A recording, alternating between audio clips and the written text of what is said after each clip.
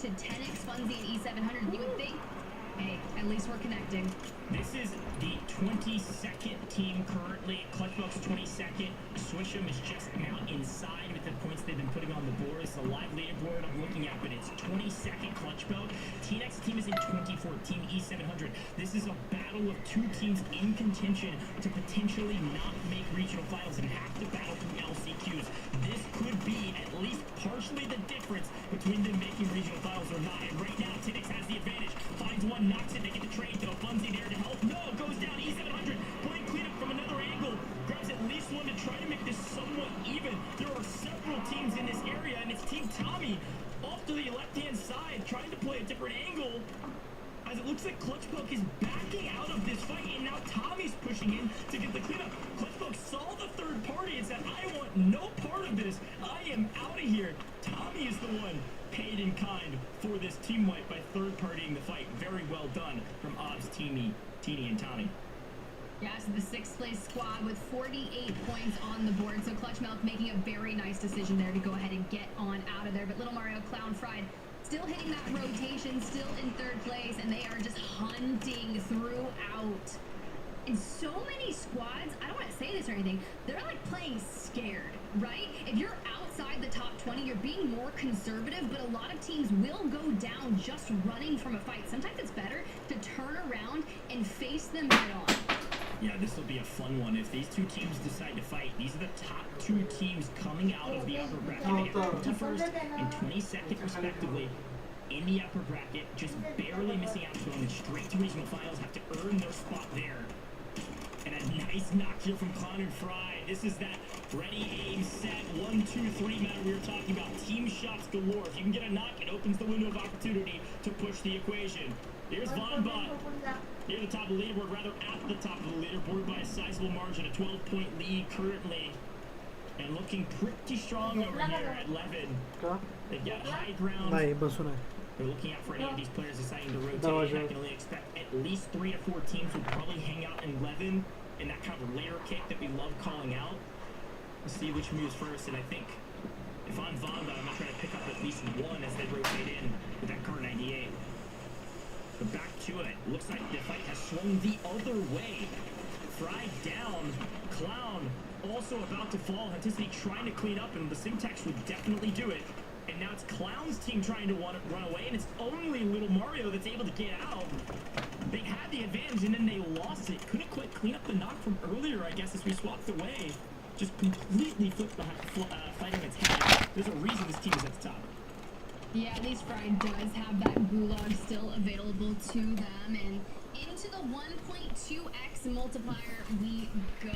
This squad in 5th place, 49 points, has a lot of room to move up the leaderboard. Now, granted, it's not a big deal if you win lower round 2. It's just more for bragging rights and to get those reps in. You just want to find yourself inside that top 20 to go on to those regional finals, and you've done almost more than enough to kind of secure that. Assault on the screen. Now, we were curious what that kind of regain would look like for them. Well, we've got everyone back into the fray of things, but seems a bit separated out. We see Drifts just ahead of us and Team Ripper on the opposing side, but if we're going for this massive rotation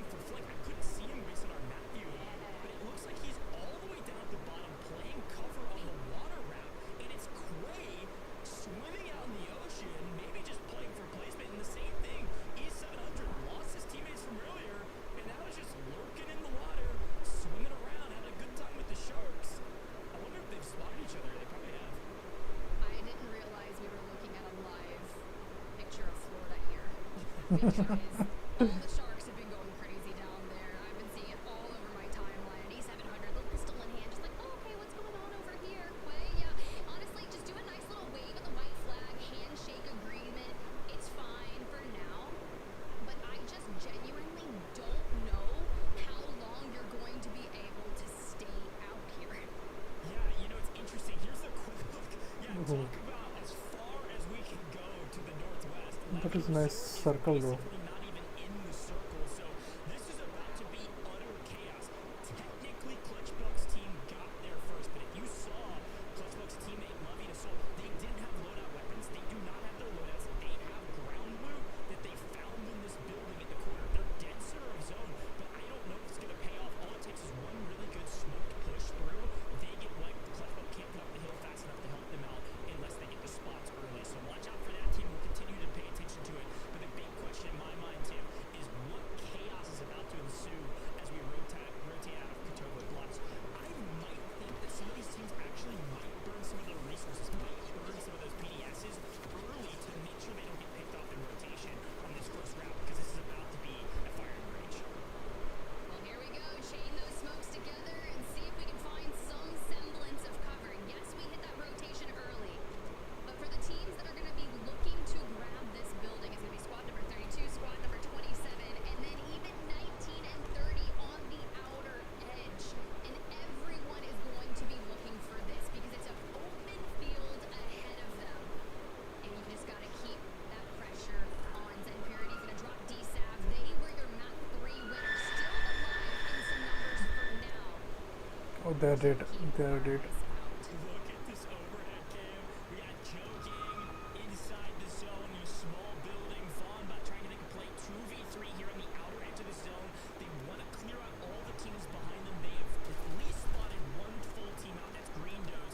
Likely they see the smokes and the pushing advances of Tommy as well. They know two teams are here. This could be a nice third party. Oh, come on, wait. One of the only times they'll be able to do it here. Just a quick look at that fight. Vaughn finds one over the top of the third party, gives an advantage to Team Tommy that he might try to execute on. Green Does looking low as Tommy swings around the outside range.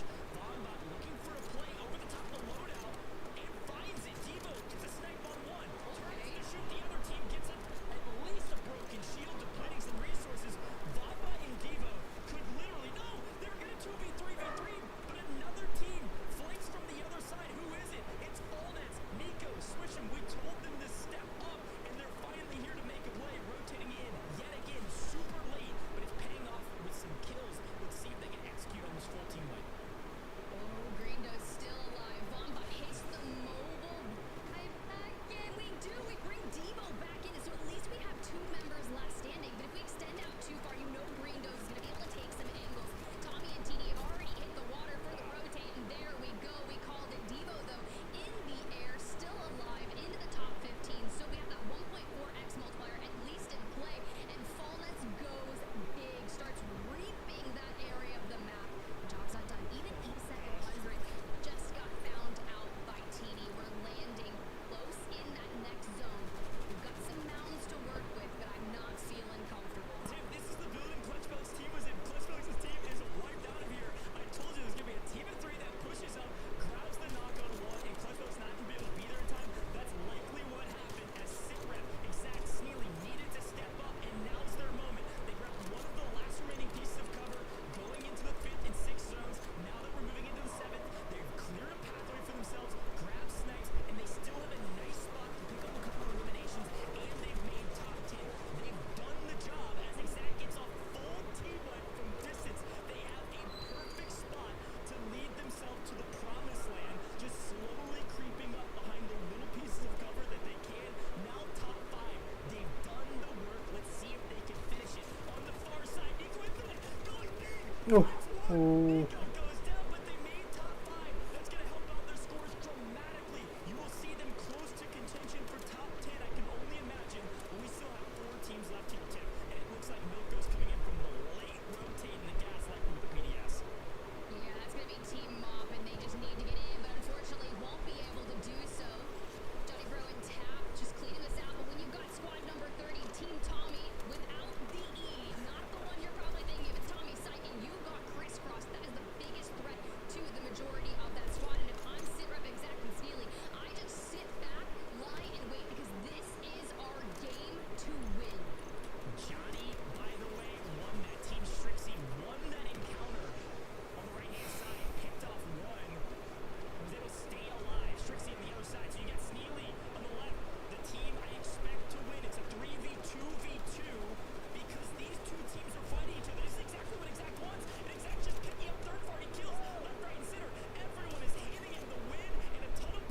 Nice.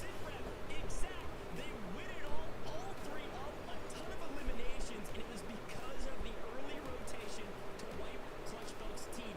Yet again, Clutchbuck gets the wrong end of the boot, gets booted out of their cover, gets booted back to the lobby, and Exact wins it all. Let's take a quick look back at that aerial cam.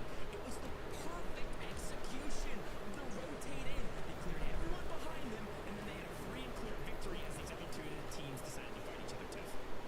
Yeah, there's a lot of things that were done right, and it started with Dandro calling them out ahead of this match. Like, what have they been doing? What's been going on? Now, Exact sit reps Neely, they keep their numbers alive, and they identify their positions properly. And coming into this, they had already cleaned out that coastline. Their biggest threat was going to be Team Tommy on that opposing side. I love that Tommy and Syke start really going at it against Johnny Bro, but then when you've got the angles using the Car 98 to cover that distance right here, it's Sitrep who picks up the remaining member on that squad and then just easily has to focus on cover. Now, you had a rock in a tree and it was fully open. So the Car 98, like Dandro said in that deep dive earlier on the very top of the show, one shot headshot within 65 meters, and that was close enough to me to clean all things up. Yeah, and like we said before, just having all three alive was a massive boon. They were able to take the third parties and then win it all. Let's take a quick look back at their victory moment to see their reactions.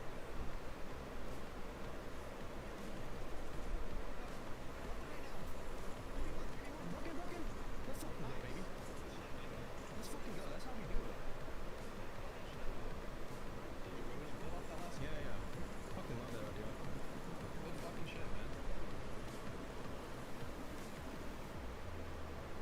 Well, 12 kills and a victory, 24 points, certainly going to help out their standings. They are close to crawling already, but not quite done. And I gotta say, Tim, from that reaction, that just sounds like they thought it was long overdue. There was very little hype. It was just like, we know we got this. We should have done this a long time ago. We're way too far down this leaderboard. Finally, we're doing what we expected to do.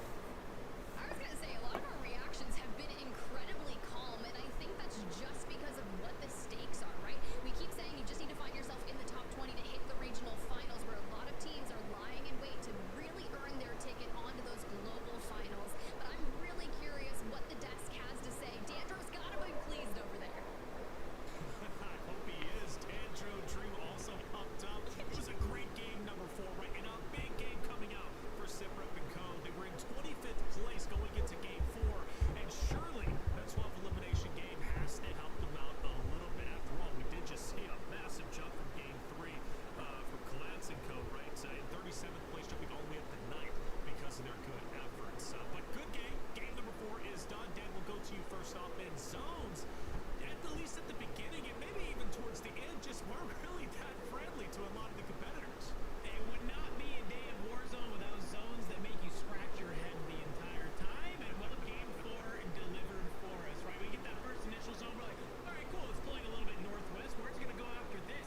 Goes even more northwest. We're like, all right, great. Where's it go after this? Goes even more northwest. And we're like, okay, well, I guess if you decided to land on the eastern side of the map, have fun reenacting Lord of the Rings on your way to endgame, because you are going to be running the entire time. And that's exactly what happened, right? We had a lot of teams who kind of got caught on rotation, and a couple of those teams who made those reads early found a lot of success. Well, let's talk about one of those teams early on that had some struggles, and that's Vonda and Co. Dream.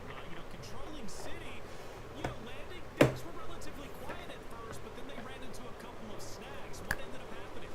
Yeah, like we were kind of just talking about teams changing their play styles in the back half of the games and thinking maybe that's time to overwhelm some of these teams. And I think it was Lawlet that did, in fact, take down Bombach. But Devo, right, had an amazing recovery, so they were able to recover regardless and still plays good. But for a lot of these squads, maybe that car switch up, just deciding on what class to pick, because it wasn't such an open zone, and we were making jokes about it, like, what if this land ended in the water, right? I know you were Taylor. Yes. But no, obviously the decision on whether or not to overwhelm some of these teams, but to get into that spot, you need eliminations, and well, that's where we saw, at least with Team Bombot, why they're so good.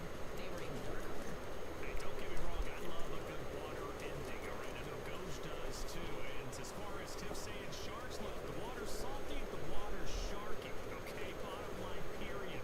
Let's talk about it, though. We move a little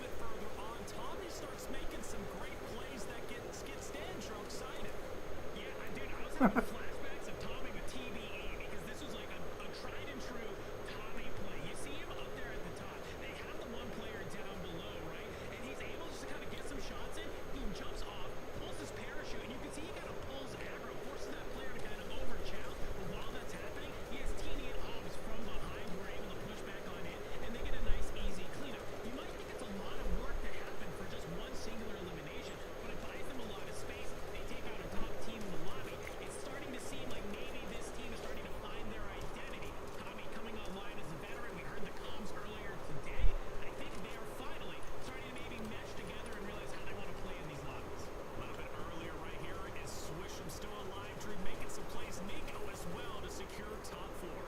Yeah, and that was a crazy, like he had like a turn and burn out in the open, but it was one of another shouts that we had talked about, right? Doing really good on that map number 1, but kind of falling off a little bit. Now we see some action from Swisham and Co. So again, as teams just start to heat on up, still just trying not to be in that bottom 8 spot is the goal.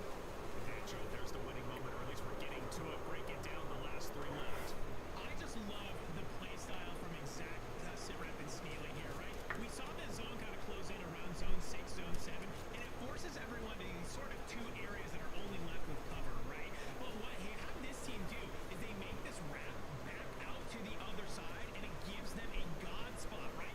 We are able to clear out their entire coastline. They understand the teams are to their left. They have that deployable cover. They have a couple of trees, and that's all they need. They're able just to kind of reap all of these players coming on in. 12 eliminations, 24 points, of course, with that win. That is the type of stuff that they definitely like having in the back of their pocket as we get ready to move towards these last 2 maps. You know, I like final zones like that, Dream, because there's 2 hardcover POI locations, right? And the rest of it is just wide open. Now, if you're playing with the car, which we've been seeing those quite popular, right? Especially in game number 3, we saw a plethora of them.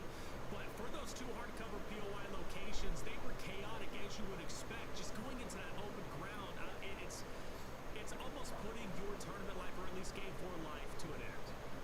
Yeah, and no, for sure. And I mean, that's where a lot of utility is going to be important. Make sure you have a lot of smokes to be able to rotate out of those crazy positions. And I think another team we kind of gave a shout was Greendos, right? Kind of playing spoil there in the water. And we saw a couple of teams even getting set up in the water. But again, you never know sometimes where that zone's going to pull. It might surprise you, but at least having enough resources is key. So I am curious, Dantro, at least looking for the perspective of Sitrep exec Snealing. That's a big game again. In 25th place, we were kind of commenting that they just aren't playing that well.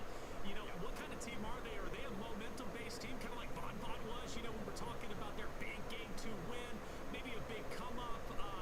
Is that the same thing for Exact and Co, who might now potentially be dominating and at least pushing further and deeper into the top 20? I mean, I think it's definitely a nice kind of win in their sails type of moment, but knowing that that team, they are not this team that has to, like, really do something huge in order to come online, right? So they have some veteran leadership there, of course, with Exact and Sitrep, 2 long-standing competitors, right? They've been here. They understand what this pressure is like. You even heard it in the Cubs after they won that game. It wasn't this insane pop-off moment for them, right? It was just like, all right, that's what we know we can do. Let's do it again. So it kind of helps lock them in. I think it just kind of reinforces maybe some better decisions they made in that game. That when it comes to these last 2, they can kind of continue along that same path. Well, we're getting loaded up into game number 5. Before we do, let's take a look at our overall standings. And here we are, Von and Co. leading the charge still. And that's got to feel good. OP Mark still just below them, shaded step. Of course, big victories to start off the day with the 12 eliminations. Tommy also there in for some big names, some familiar names. Dream starting to fill up the top 10. Yeah, and most definitely you see Exact Sitrep Snealing in 5th place as well. Swisham moving up a spot from the last time from 11th to 10th as well. So still pretty standard as long as teams keep coasting through. But as we move on down to the top 20, you see Team Zeno. I know that was a big shot as a team, particularly doing well. Still looking good in that top 20 spot to make finals this week. But regardless, hold the spot, right? A lot of these teams are just going to work the whole clutch belt too as well in 15th place. Gotta give a shout out to them. Hold the line. There's your top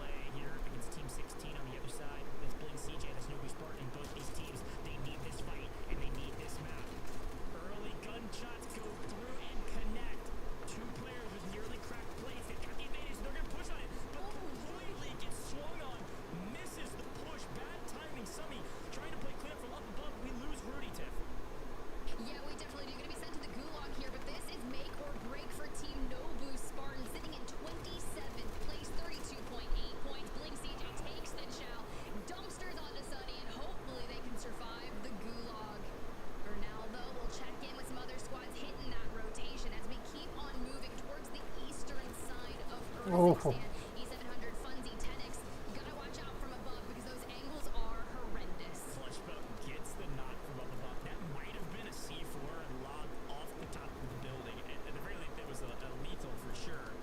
As Clutchbelt was able to grab one knock. Since T-Nex packing, Funzy, E700 trying to figure out what the heck to do at this point, playing underneath the breach for a bit of cover, but it's not inside of the zone too, so we're gonna have to rotate here. It looks free for the most part.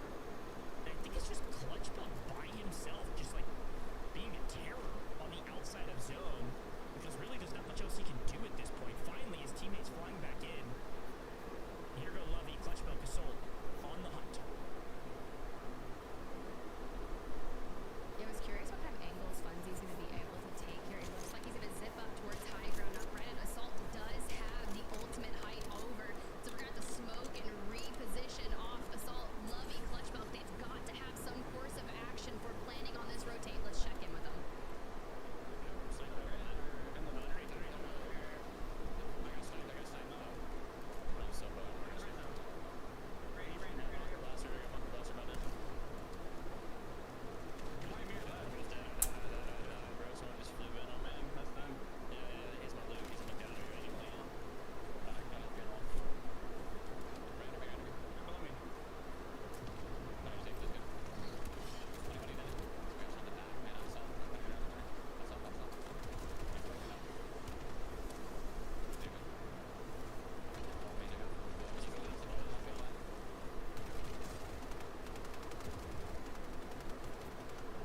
Oh, okay.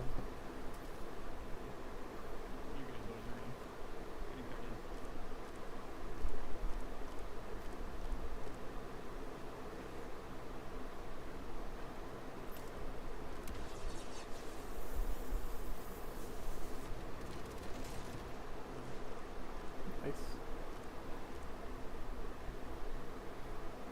All right. Well, things went not great, Tiff. I mean, frankly, there was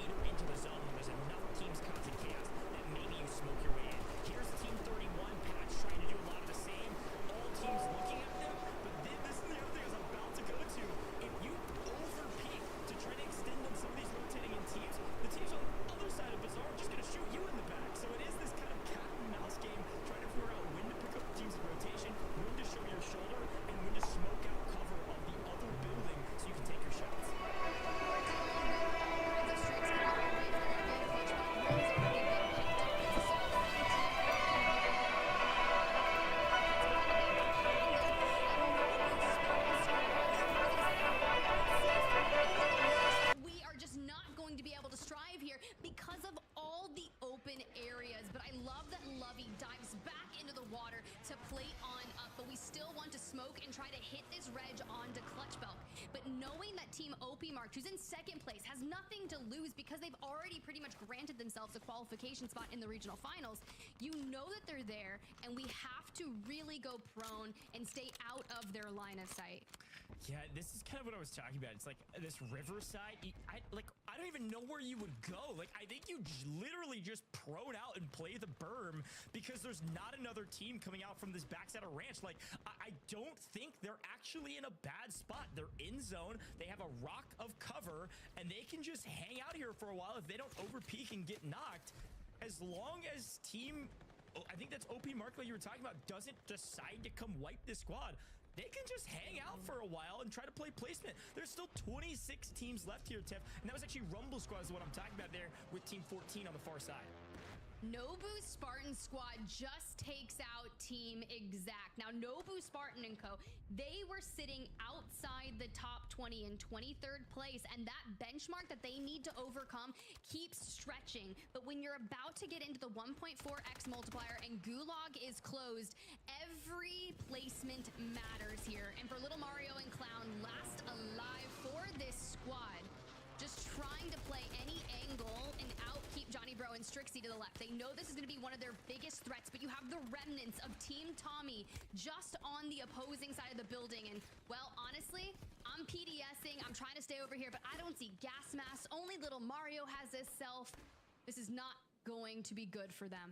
Yeah, it seems like this team that's been contesting Clutch Belk from the very beginning, both teams kind of came out of that initial gunfight a bit wobbly. They had to try to restabilize, couldn't quite get all the resources they wanted, and now both teams are missing a player, likely because of that. They just couldn't get their feet from underneath him. And Tiff, you called it out perfectly. I like the play here to PDS. You can just hang out for a little while, let the other teams fight. You might have a bit more of an open pathway forward after you wait out with the PDS. I think at this point, it's fifth circle. You're still gonna have a good 15, 16 seconds with that PDS out in the gas. If you don't have the gas mask though, you need to start rotating pretty quickly to make sure you make it in time before the next zone begins to move. But here we go. Back with your team. This is Omit T. She is unfortunately down, but Sir Taylor, Finesse, both still alive, and they know what they can do. Here's the play. One moving in, Finesse with a crack. Pushes forward, and it was, by the way, Sir Taylor pushing back into the gas and gets the buy on T before that buy station closes. So they now have all three up, and T can kind of play that micro UAV play where you float in the air for a little bit, try to grab live pings, and then try to fall on some loot to help out her team. But unfortunately, Finessin over peaks, gets punished for it. Back down to 2 they go. All right. ST on your screen, C4 out. Oh, we're not gonna actually hit. We whiff hard, and T last alive actually elects to rotate the outer way. Now there's a couple things that went wrong with the initial push, and I'm not even sure if we're gonna be able to withstand here. This is a squad that was outside the top 20 coming into map number 5. Now, if we can get to this shack ahead of the way and really just cover all the bases. Okay, we should be all right for now. Now, granted, our cover is blown. Everyone knows where we are. We don't have any plates, and we just need to stay out of line of sight from Extra Pairs Car 98. The rotate that they just made with Finessin and Sir Taylor taking those shots onto B-Mark and crew gave away their position and really led to their demise. So hopefully T can make it into at least the top 10, because Extra Pairs, Alexander, Finesse have found themselves so far on the outside of this zone between what the threshold is and being out of bounds, and we are just using these hills for cover. This is a massive fight for this 4th, 5th map now. Moving into our 5th map, we're in the final 2 maps. You've got to make a move, and a lot of these teams are in contention to barely make regional finals. They've got to make a move now. You've got Team 33, Team 17 battling for position, and it is OP Mark's squad that yet again, best position, kills to boot. A team that's already made it is spoiling everybody else's chances. If you're a team at the top, you see a good team that hasn't made it yet, I'm playing spoiler. I am landing on them. I'm killing them. I'm pushing fights. You don't have to play slow here, Tiff. You can play aggressive. You sure care about winning, but you've already made regional finals. Go play spoiler. If this team sees Clutch Belt and they get a knock, if I'm this squad, I am no holds barred, full sending them, spoiling my map to win, because we don't care. We gotta take out that team. Yeah, and then you look at it and they get circle full, right? It's just feeding right into their storyline. 8th on your screen, trying to finish off the squad just ahead of them, picking up some some well-needed eliminations. Tiny, though, is going to have to hit that self-res for the teammate if they can, but it doesn't look like we're going to be able to get it. We're going to have wide swing here for the full wrap onto Team B Mark. Maybe we can get a couple more eliminations, but across the way, it's just Lovey and Clutch Belk left. Their options are to keep your lines of sight open onto those two squads, maybe pick up some of those elims, but that rotate is going to have to go through straight onto Team OP Mart. Yeah, Lovey and Clutch Belk have done a great job to make it to Final 5. 4 teams left. They have the 1.8. At this point, they're looking to grab a couple eliminations, potentially grab the win as well. But frankly, they needed this bad. They don't have a ton of kills. They're going to get punished. I figured they'd get wiped here by Reed Boy's team. I don't think any team even has a chance to contest OP Mark. Reed Boy is shaded. They're going to win this. All 3 alive. They've got zone pull. It's not close. But the fact that Clutch Belk's team was able to restabilize and at least make it to Final 5, get the 1.8 as B Mark gets obliterated. Look, I think Clutch Belk's team did enough, but again, the flowers handed to the hat tip to OP Mark. Shaded set, Reed Boy. They had position, they held it down, they got here early, they got the kills. If anybody had a question of whether or not they were competing today, yes, they're competing, and yes, they are winning, and they might win it all today. Dominating the competition, just playing the game better. That's all it is, Tiff. Very well done. Quick look back on these final couple fights. Look at their position. There's little to no chance they ever get beat at this point. No, and they're doing such a strong job here of holding out all of the squads, denying them any chance of rotational ability. And then on top of that, they get the circle pull. Now, you start focusing on 8th there across the way, looking to really go at terrorize and get picked. Maybe they grab enough eliminations and use that multiplier that we're about to go into, because right now there's still 6 squads, which makes it 1.6. But once we see that squad fall, you move into 1.8, which is great for B Mark and J-Tech, because they held from that bizarre side of things, picked up a lot of eliminations, but we're sitting 3 deep on a hillside, car 98s galore. This is why you could not push this squad. And something that's to be said here is that on the opposing side, Lovey and Clutch Belk, now they're really focusing on Signy from Team 14 over there, just trying to get as many eliminations as they can. And despite them using smokes, doing what they can to cut off that line of sight, I don't know if they actually get that elimination. But even throughout this, one thing that Clutch Belk does is he's going to deny the squad OP marked Reed Boy and Shaded Step another elimination. He just hides out, goes out to gas, because you know if you give that to the winning team, it's essentially a 2-point elimination, because obviously the 2x multiplier is pretty fantastic. Plus this squad won map number 1. Yeah, this is free and clear, and I gotta say, this looks like Duck Hunt, Tiff. All 3 with the Car 98. Car 98 supremacy. It wasn't close. Car 98 on top. No questions asked. When you have all 3 using the Car 98, you know it. Look at this, Tiff. We're showing it on main stage. Car 98 supreme. Shout out to Call of Duty. Look, I think a team like OP Marked, they get a lot of flack because, oh, you're win grinders, you don't get kills. When it comes to customs, they have the chemistry. Reed Boy on console doesn't matter. All 3 with Car 98s, they're just picking out ducks flying in the air, trying to rotate in, trying to have some semblance of a game, and they did it with ease. Let's take a quick look at their reaction here with our winning moment.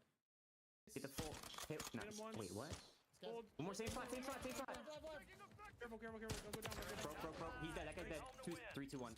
Sorry, 3, 1, 1. Yeah, and one on the left, I think. And left. We're showing. We got. left and get right. He's like deep in there, I think. Yeah, he's right. Yeah, coming out now. Dead. Last guy left. Yo, trick shot last. That's a job. 16, let's go! There we go. Get your boys. Well played. Fuck yeah, man. Woo! Really good. Go team. Shit, boys. Really good. Go team. My favorite. Yo, trick shot for last. Let me hit him. Let me hit him with a 720 no scope across the way. No, I don't know. But Des, man, I want to hear your thoughts, especially with a team running all Car 98. You love to see it? Yeah, look, man, if you're on the other end, you don't, okay? You don't like to see that, right? Because you're just getting absolutely beamed, especially in an end zone like that that's just so wide open. To give credit to OP March, Reed Boy, and Shaded, that's their second win of the day. They started off the day with the big win with 12 eliminations, and they just got one for 16. That makes 28 elims from their 2 winning games alone, putting them in a very comfortable spot up at the top, if not the top team, plus top 20 without question. Incredible day from those guys, and I gotta say, I'm very happy for them. Let's talk about a dream, though. Assault off the rip, right? He goes into the ghoulie. He's got to recover. Does he end up recovering? What ends up going on with those guys? Yeah, when during that listed, and that was a little bit questionable, you guys, right? Like, we had saw them having high key positioning on a building, and I pushed down. I believe that was like EA 700 in his squad, and I think Goach had called it, like, the comms, like, what happened? Because it was like, you guys had this, right? Another squad you could have wiped, but Assault winning his goo, right? Even though Lovey and Clutch Belk were down, Assault won his gulag. That was able to at least carrying him on to that late game. So points every second is key, but even being close to that bubble in that 15th to 20th spot, that has just got to give them a momentum to just close this out here. I hope so, right, Dan? We're getting to the very end. The teams that are on the bubble, we'd even consider, 15th place being in that spot. Nothing is guaranteed. Everything is earned. I'm starting to get a little bit worried for some, but for those who were on the edge are now performing well. Let's talk about Clutch Belk and his crew, right? The 15th place, they have a heck of a game. Yeah, we've been seeing teams kind of flip-flop all day long, right? You could have one solid game, but if the games on the back are not great, well, you can find yourself sliding down that leaderboard. So a game like that, even though they are in 15th, they're in that top 20 position already, it's kind of just that nail in the coffin. It gives them the kind of bump that they need to say, okay, probably going here into game number 6, we're probably feeling pretty good about being in that top 20. Or, kind of you could say, okay, even if our game 6 is terrible, we can still feel at least we'll be top 20, right? So you love having those spots where even if you already are feeling pretty confident in your positioning, they just kind of create a nice little buffer zone. You can play a little bit more relaxed in game number 6, and you're not putting a lot of pressure on yourself.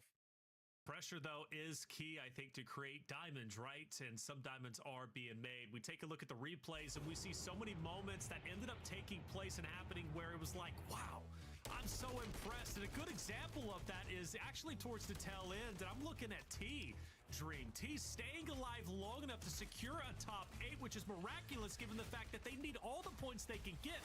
But top 8 by yourself in an open zone like that with cars looking directly at you, I mean, it had to be nerve-wracking.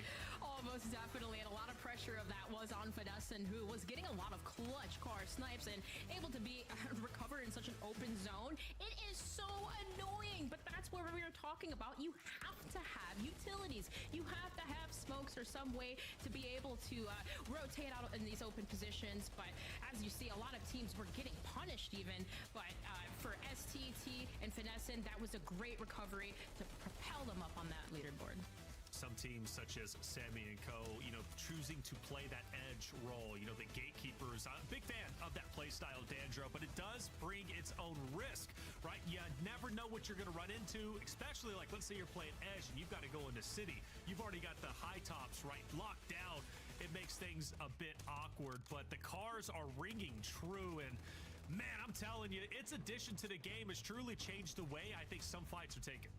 And this is a great example of what you're seeing on your screen right here. This was a huge fight for OP Mark to win that ultimately snowballs into what allows them to grab the rest of this lobby. A little bit of a drive-by there from that breacher drone, but they were kind of sitting on top, and it was an opening and fly-in on Alexander Finesse and extra pairs that gives them this little bit of a grassy knoll to just look at the rest of the lobby and bring it on down. It was something I noted with this kind of wide open, flat endgame zone. Patience will be your winning moment, and for them it was great. They just kind of hung out. They take that one fight and it just opens up the rest of the map for them to clutch it on up at the end of the day. 16 total eliminations, another 32-point game. Really fantastic stuff from these three. You even heard it at the end there where they're saying, hey, let's hit a trick shot for the last one. Like, right? They're feeling great.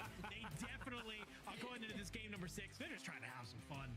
First place, though, right? And they are having fun, and they're enjoying themselves. A total of 60 eliminations across 5 games. I would call that impressive for VonBot, still holding on tight to the second place spot. Tommy just below that, and we talked about Assault being in 15th place at the beginning, Dream. Well, hey, they go into Game 5, have good success. Now they're in 9th. Yeah, most definitely. But I mean, taking a look at that list on the top teams, I mean, where's the Dream Team? Where is IQ, Erase, and Dez? Where is Super Rob, Lawlet, and Kronos? And as you see, 19th place. I mean, Lawlet was that player, right? Super grateful to be here, but a console player who was top elimination leaderboard with 35 kills. So maybe just in that, this is the last drop, right? Last drop, and on that bubble, you hope to see it from them that they can qualify. Last chance, and this is where things start to get a little bit dicey. If you're looking at 21st, right, HPOT, Patch & Co. sitting with a total of 42.6.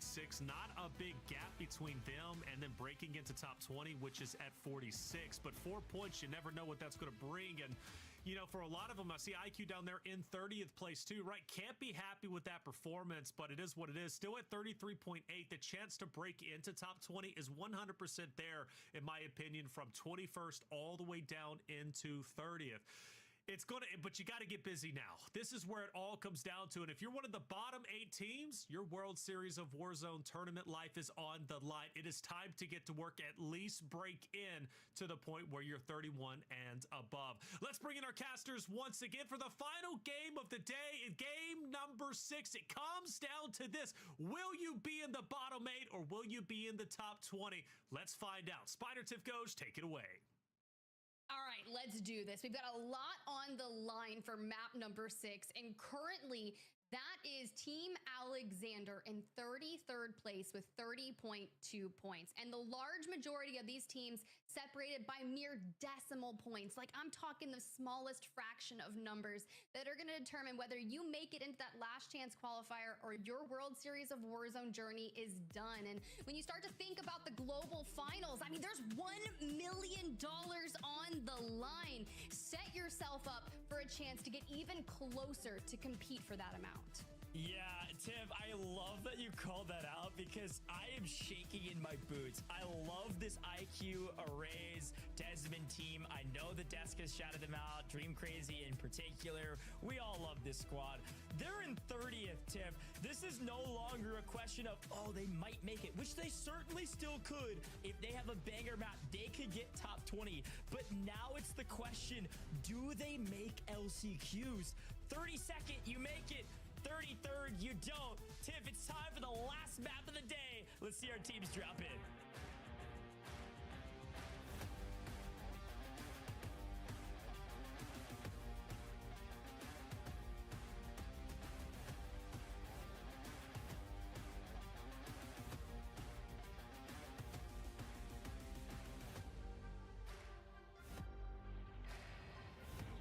And here we go, our players jumping out of the plane. We've had since the dawn of time that Zaravan City top construction contest. But for some of our squads that are just on the cusp of keeping alive in World Series of Warzone, teams like DSAV, who won map number 2 with that stadium-esque style ending in City, they are sitting on the threshold in 29th place with 34 points. Green does on your screen, and 31 just barely safe by just 2 points. Yeah, this is so tight. We have so many teams we need to watch because there's so many different ways teams could fall from graces or rise to the occasion. So much could happen. I've got to say, though, this team on your screen, Team Clutchbelk, as scrappy as it's been, I think they're now top 10. You can likely say they've made it at this point. So we'll continue to watch this hot drop because it's been such a fun storyline for us. But I believe this team has done what they needed to do against all odds, frankly. Like, not a great day in the office, but they've made it work at the end of the day by just being as scrappy as humanly possible. They have a will and they have a way, and I think they've done it for the most part. So shout out to that squad. They're at least least be moving on to regional finals and maybe can piece it together and have a bit more success then. But here's that squad. Here's another squad right in contention, right inside or outside the top 20. They're right there on the line. And yet again, contested off drop, but it's not as hot. Two teams nearby each other, looting up. Dame different, a team that got the call, the flip phone flipped. They opened up the ringer, and World Series of Warzone said, hey, you got to play in 30 minutes. A team dropped, and they said, bet. They still have a lot of work to do on this leaderboard as well. So many fun storylines to talk about.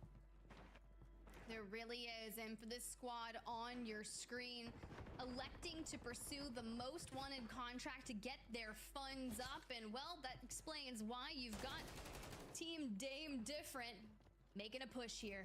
But can we isolate here in the stairway? Good use of the trophy system to fend off against any lethals that may come their way. But Team 23, they are just working on what that pinch is going to look like. Zolz already has made it towards the rooftop, looking for angles. And, you know, you're not going to be the only one rolling up on a squad that's got a most wanted. And if that's going to be Team Hunticity, you know they like to get aggressive early, and look at that kill feed. It is lighting up. Sorry, Team Dame different. Yes, exactly. Gonna say the same thing. Third parties galore. It doesn't even matter if the third party came in. Dame different in trouble. There's a team at the top, the team seeded first at least, making a play. And uh-oh, Desmond, IQ, a raise. We told him to wake up. And here they are, taking out the team at the top. OP Mark Squad fully eliminated. Shaded Step actually last player left alive. Desmond by himself, aggressively pinging, aggressively calling for it, and they get the trades. Well done. There's the wipe. I'm impressed. They got to do this another 8 more times, and they're gonna be there, Tiff. It's certainly possible. If you don't get wiped early, there's just this ease at which getting your loadout, having all the resources, not even to spin those early, being able to go to the gulag later and collect some kills and not be worried. Like, this is a huge start for them, and hopefully that momentum will carry them in to a better map this time around for the last one. Yeah, and they were in a position where one full squad wipe would put them comfortably above the rest of the bubble teams around that 32nd place. Now, granted, you can just, you're right, do it a few more times, because if you go out now, unfortunately, will not be to your liking. I'd hate to sit there and wait, especially when this is the final game. Sway on your screen, though, exercising a lot of patience here for Casper, Schween, just ahead of them. That was the squad that had already completed that most wanted contract, but they haven't left the stairway because obviously we are terrified of the teams on the outside. Yeah, Team Hunticity, this team is currently in 12th place right now, 55.6 total points. So just past that metric we assume is going to be the cutoff. It's not necessarily going to be exactly 52, but it'll be very close at the end of this map. And they're about 55, so they need some points here. They would love to get a team wipe here, get a decent map on the board. They don't need anything crazy, just something fairly standard. So they're not going to risk it by taking a low percentage gunfight. They're going to try to catch this team unaware, get a knock, then make a play. Slow and steady wins the race. You're going to see a lot of that kind of standoff 3v3 fights happening. Once you grab the knock, though, no holds barred, make a move. Ave finds one.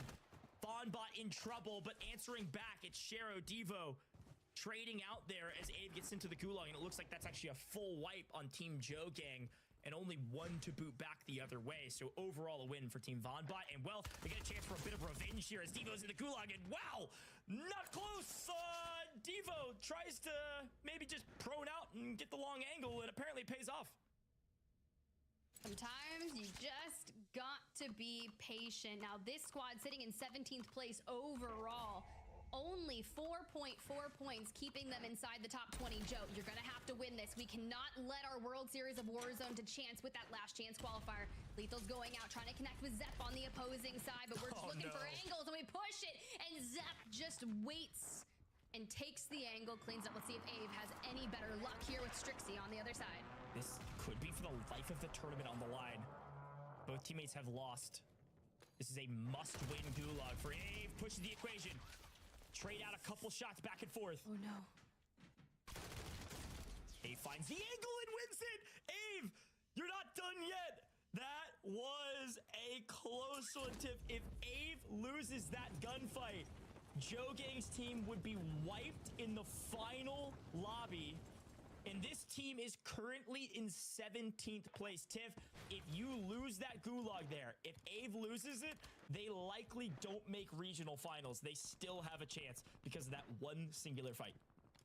Too close for comfort, but now we jump on board with Clutch Belk, the squad that's in 9th place. Now, that should be enough, but Little Mario, you know, it's leaving the contest at construction now at this point. It's getting personal. And Little Mario is like, no, no, no. Enjoy the gulag. If we haven't already sent you there, we're just going to send you out of the lobby. But get picked, terrorize Oreo on your screen.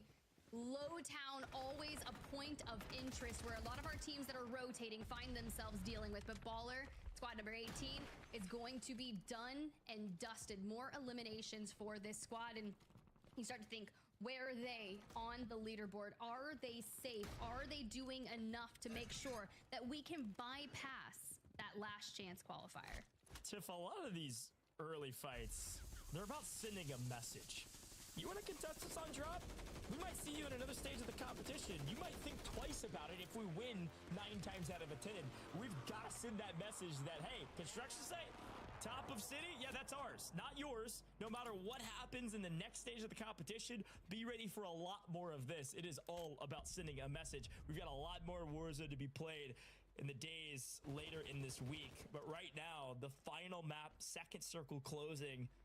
Some of these players are staring at relegation down to LCQs. Some of these players staring at maybe their living room as they might be done in World Series of Warzone after a rigorous qualifier series. It's gonna be close, but Ripper is gonna try to get any information he can on Team Tommy. That's Obs going down there.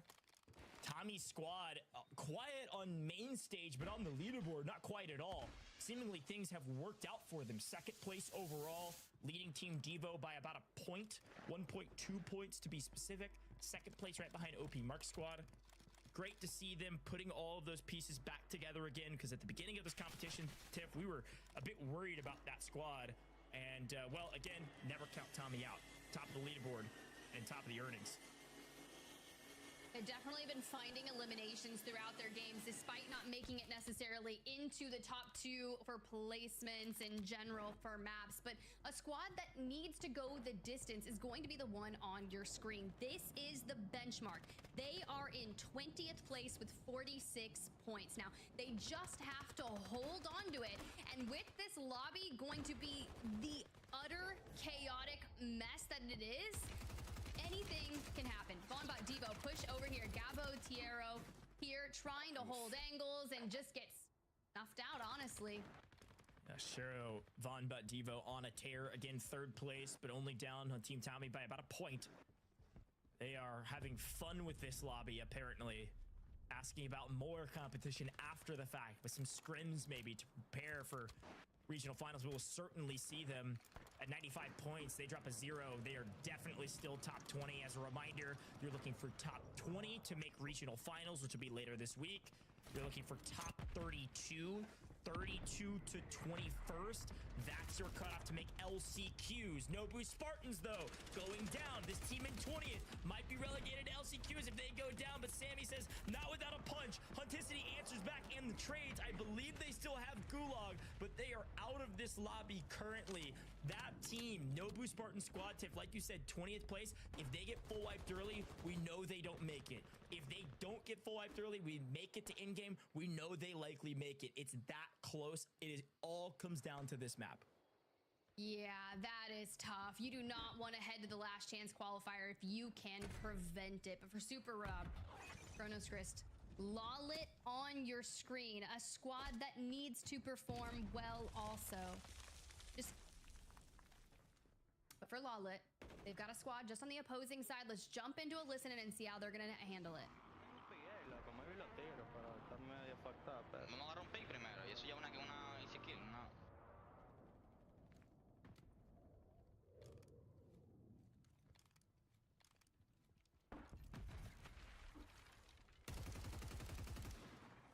No tengo C4, ¿no?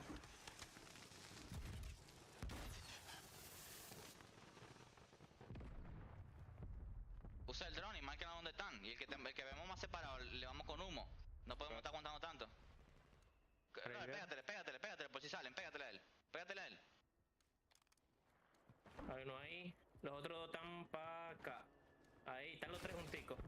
¿En el open? Ok, arriba de mí no hay nadie entonces. No, arriba de ti no hay nadie. Ya me vio.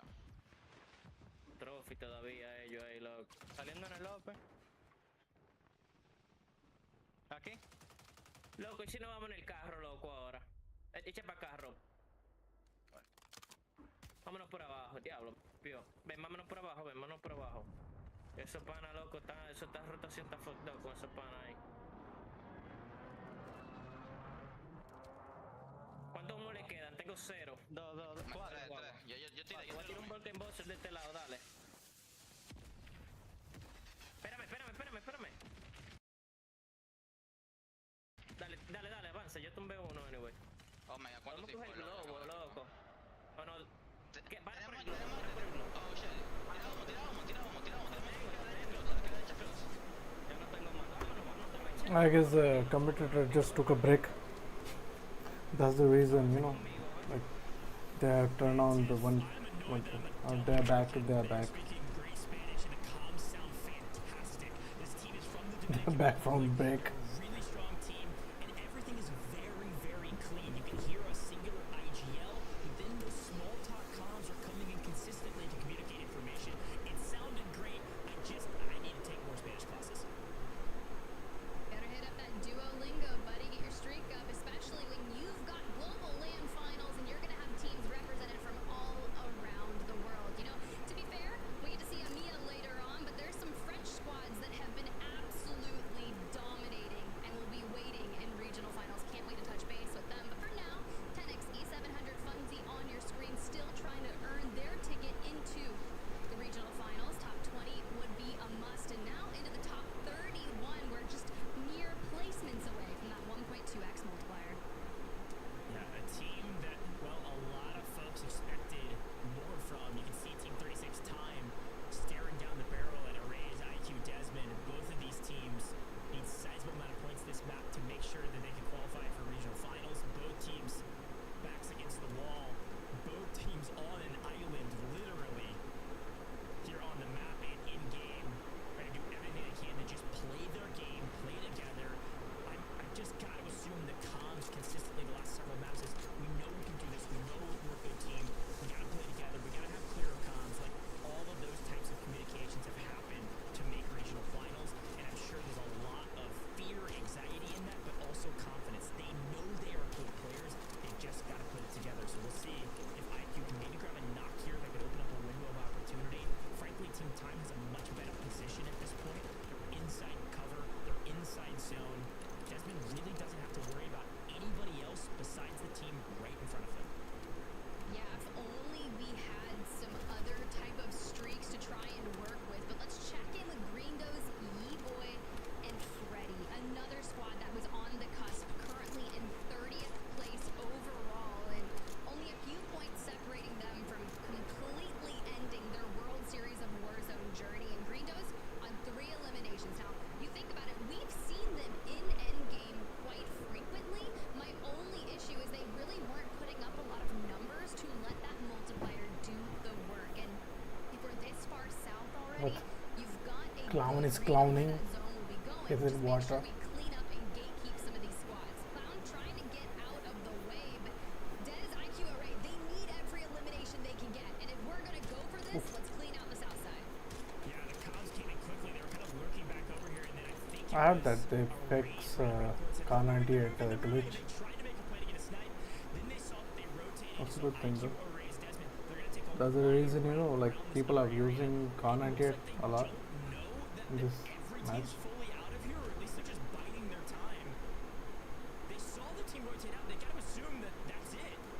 But they're being as careful as they possibly can. They could have picked up some of these third parties. They're gonna smoke it out and grab cover because they think there might still be a team there. I thought they spotted them all, but maybe they're just slightly unaware that it was the full team that rotated, and the third is actually deeper, getting wiped.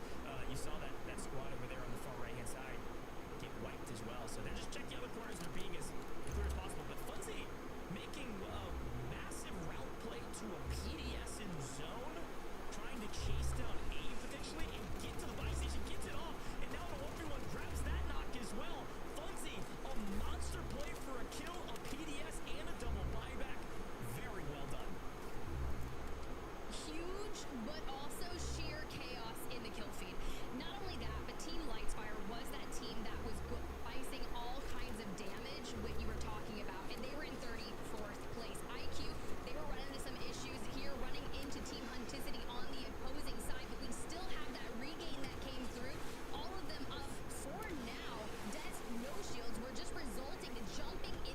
For now, I'm not, you know, like engaging in any high intense gameplay. The reason is I just got back from my small surgery, heart surgery. People are asking for a water zone, and well, we're getting a good look at a portion of it. Look, unfortunately, Desmond's out. It's one of those players that made a massive play in the water to LCQs, but can't get it done. Too many teams hunting them, looking down sights. Arrays, IQ, Desmond out. They did make top 15. They got the 1.4x multiplier by making top 20. They had a couple kills. I don't know if it's enough. It's definitely not enough to push them to regional finals. I don't know if it's enough to keep them in contention for LCQs.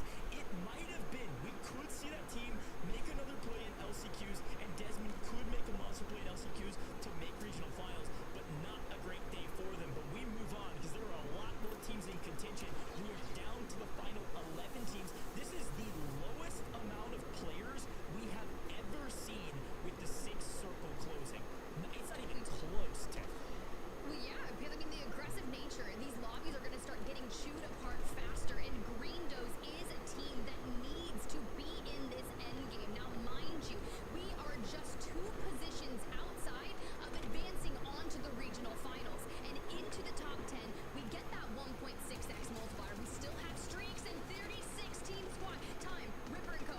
looking to hit that rotate around, but Ye-Boy, Freddy, they read it like a book, and now we can focus on the end game, grab those eliminations. Is that enough to put us into the top 20? I can only hope so, and 1 position away from that 1.8x. And Ripper's team was just barely inside top 20, but they made top 10. They're into that 1.6x multiplier. We're staring down the barrel of the 1.8x. This will be massive for Greendos. They might have done enough, but they're not going to take any chances. T-Nex, another squad right in contention, has just been lurking in the water, trying to get top 5. They've got to do this. T-Nex staying alive as a solo to get to top 5, doing everything in his power. This is what you have to do. Ride it out as long as you can. Let these other teams fight each other, because you've got to make the 1.8x to get those kills to count for more. Zephyrix going big here. Sight, big man. This team's been doing pretty solid all day today and have a chance to do it again. About to make top 5 as well. Here's the deal, though. There's still a squad in the circle that is almost in a must-win situation. They're in 37th place overall, and I'm talking about the Bunny guy. I saw Yakash grab an elimination, but I just don't know if they're going to be able to do enough to get 12 more points. But PDSs are starting to come out. Greendos has not been picked back up. B-Mark's team is across the way, and then you even got still the remnants of E700 10x over there. But you can see Team 29, that's the squad. Keep your eyes on it. They have to stay alive here, and they take down Sight. They take down Zephyrix. Bunny guy gets tossed back, and Yakash needs to stay alive. Now, this is the World Series of Warzone dreams on the back of Yakash. They've made it to top 5. They open the lock with the C4 from top.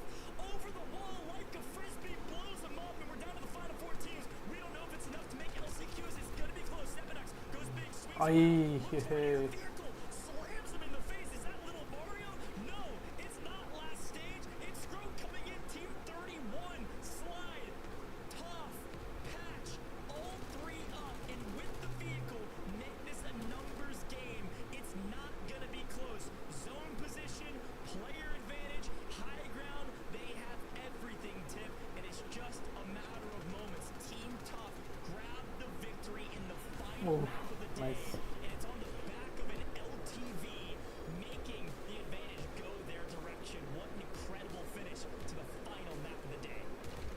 Way to cut it close for this roster, because they were just on the bubble of deciding whether they went to Purgatory Last Chance Qualifier or if they advance on to regional finals. And coming in clutch in game number 6 is what you need to do. And you can see they have that LTV.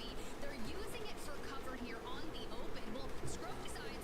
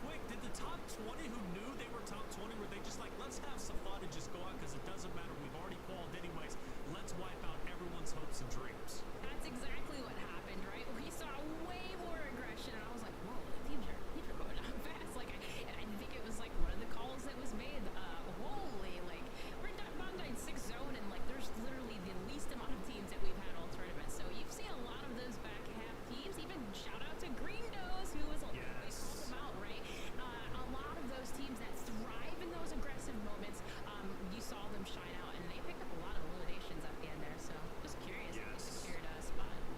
I am curious. We go to a replays, Dantro, and I know one of the points that at least I started taking note of was IQ starts off and gets some big eliminations. They needed that because they were in 30th place off the rip. Yeah, I mean, if there's anything I know about these three.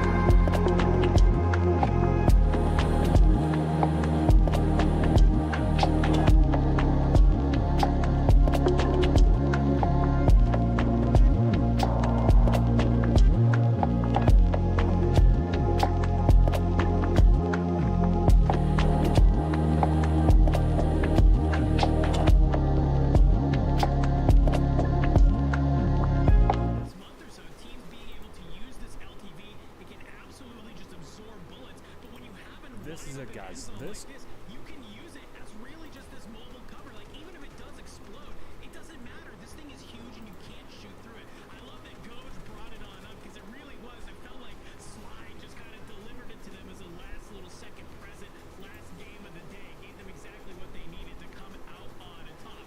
Scrope, Pop, and Patch able to take game number 6. Definitely going to be feeling good on that leaderboard. without question, a trio that's relatively unknown. You would have to say, at least according to myself, will make it a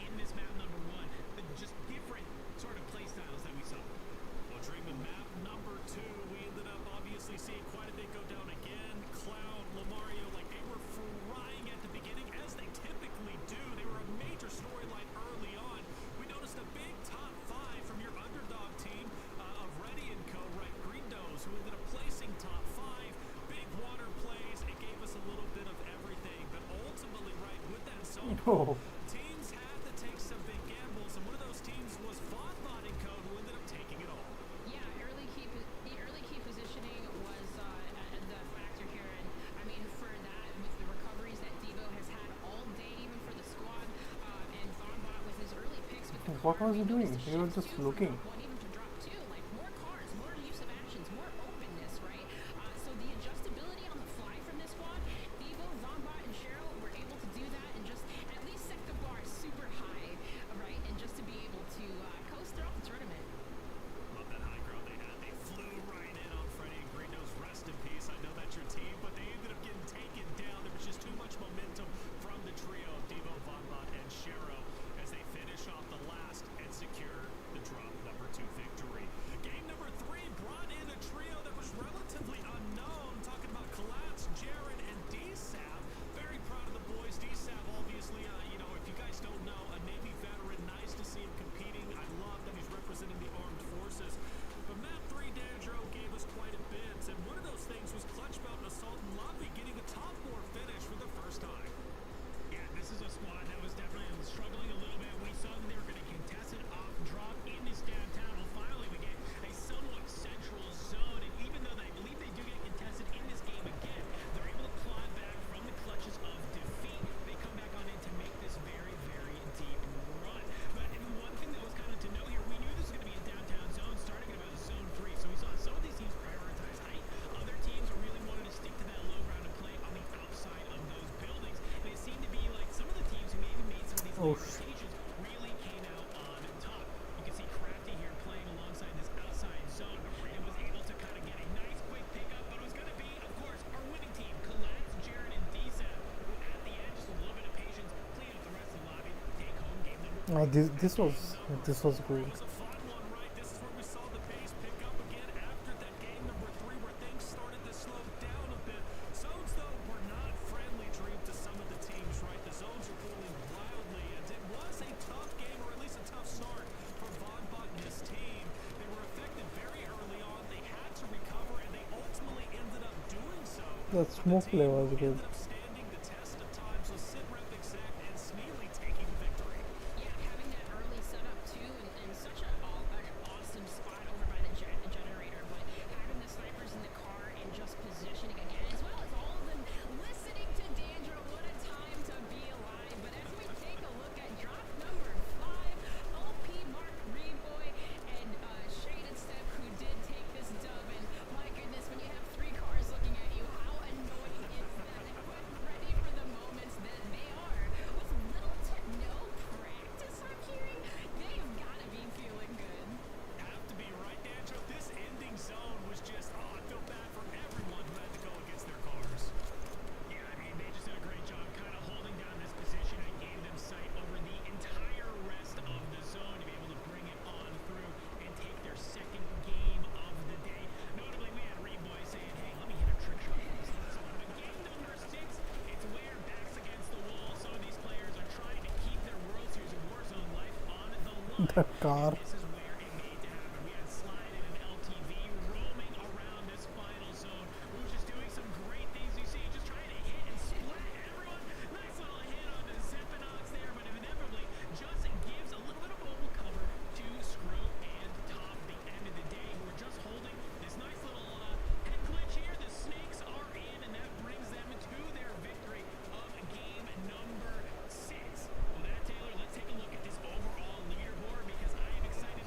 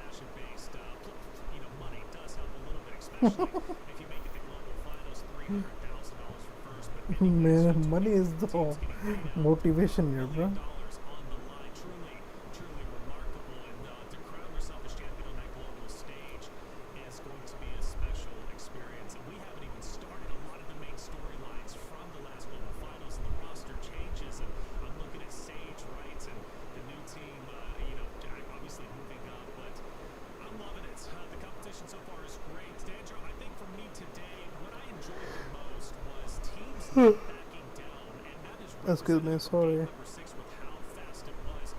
Even though tournament lives were on the line, even though this is a high-pressure tournament, despite us being very early still in the World Series of Warzone, kind of run and sprint to global finals, like I was very impressed with how hard teams were going today.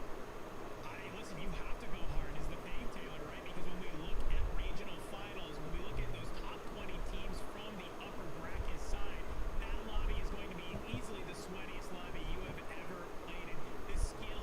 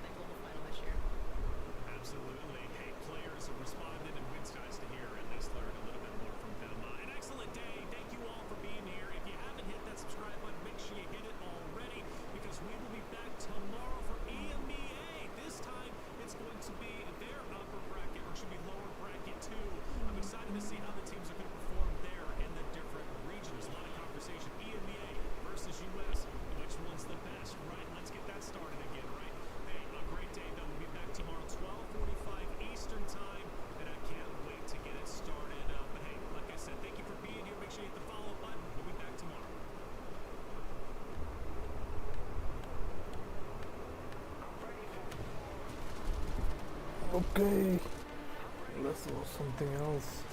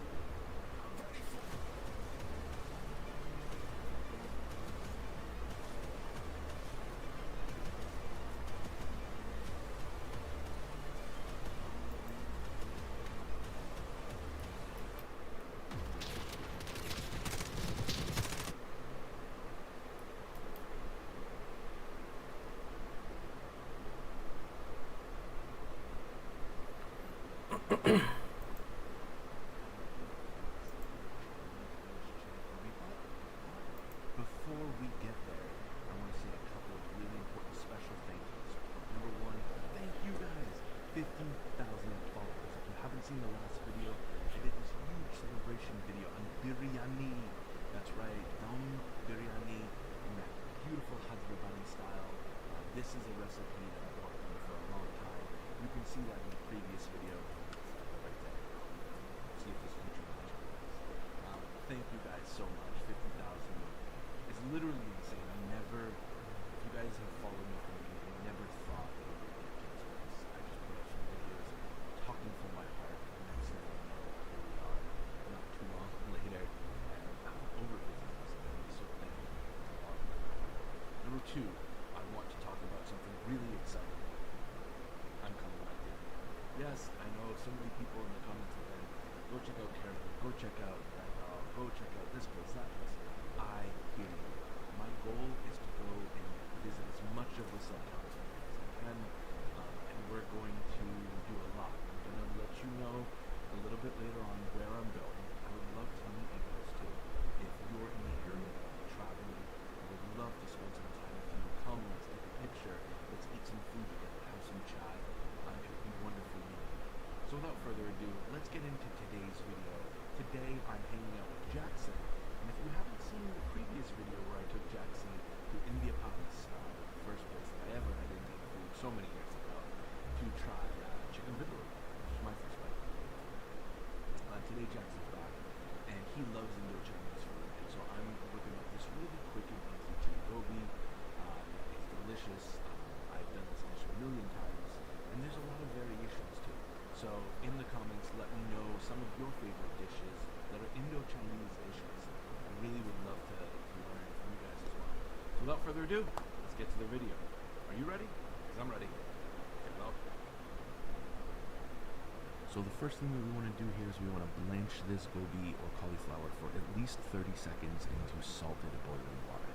This will help the gobi kind of start to get tender, but not mushy and anything. The next important thing is we're going to create the beautiful batter for this, and I like to work with besan and I like to work with rice flour for this. The reason I like both is this. The rice flour is going to provide this kind of crispy coating. The besan gives it a beautiful flavor and really protects the gobi. What we're trying to do here is really blend this and mix this first well.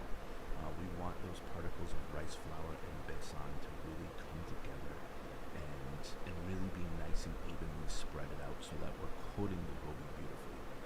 This dish is a beautiful Indo-Chinese dish that I absolutely love to make. It comes together very quickly and easily, and there's a ton of variations for it as well. So feel free to experiment and have some fun here. But today it was all about teaching Jackson the wonderful flavors of Indo-Chinese food. So next we want to add Kashmiri chili powder, we want to add black pepper, Maggi sweet and spicy ketchup, the beautiful soy sauce, and namak or salt. the reason I like the Maggi ketchup here is I love the sour and spicy component to it. I grew up in the West, and Heinz ketchup is incredibly delicious. However, it has nothing on Maggi spicy and sour ketchup. It is the best, and it works perfectly for this application because we're always trying to balance dishes that have spiciness, sourness, saltiness, and a bit of that kind of savory component that comes in, right? You see this in a lot of dishes in India, and so we try to balance sweet, spicy, salty, and sour. Chatpata, if you like. So next comes in the Maggi ketchup, and again, I'm not using a ton of it right now. I'm just creating a batter that's going to be kind of free flow, and we'll explain what that looks like in a minute as we add the bani and water at this point. So again, with the water, what I'm looking to do is I'm looking to create a batter that A, does not have any lumps in it, and B, I want a batter that is thick but also flowing and runny. We don't want a batter that's too watery or it won't hold to any of the cauliflower. So we want to stir this well and really make sure there's no clumps. But we're looking for a batter that really is perfect. In this video, as you see me here take over whisking, I'm instructing Jackson kind of how to whisk. We use the entirety of the bowl and the entirety of the whisk. When you're whisking, never do small circles. We kind of want bigger circles to blend this all together, scraping the sides of the bowl so that there's no lumps at all in any of this batter. Lumps will equal an uneven batter, and we don't want that. We want a nicely coated gobi. It's one of the characteristics of this dish. Obviously, the sauce that comes into play, which you'll see being built here in a couple of minutes, is delicious as well. But as I'm checking the batter, that batter's a little too thick, to be honest with you right now. So in between the takes of this video, I do add a little bit more bani or water. The bani is really using, we need to thin this batter out a bit, because you see when I take the spoon, it kind of drips off in a thick pattern. We need a little bit runnier than that, but not too much. So that's why we check our batter. Very important stage. But the ratio in this batter is really 2:1. 2 parts besan to 1 part rice flour. Really easy to remember. And again, have fun with cooking. See that batter at this point, just slightly too thick, but not bad. So next we want to get our oil. I'm using a peanut oil, groundnut oil, and I want to get that to 350 degrees Fahrenheit. And what I'm looking to do here is once that gobi is in, I'm frying it to this, that beautiful kind of like nicely coated, crispy on the outside, but fork tender on the inside. Next goes in sesame oil, onions, peppers, Maggi ketchup, garam masala, and I'm using the Atmaka masala, the one that I now sell, which you can check out as well. And I'll put a link to that in the description.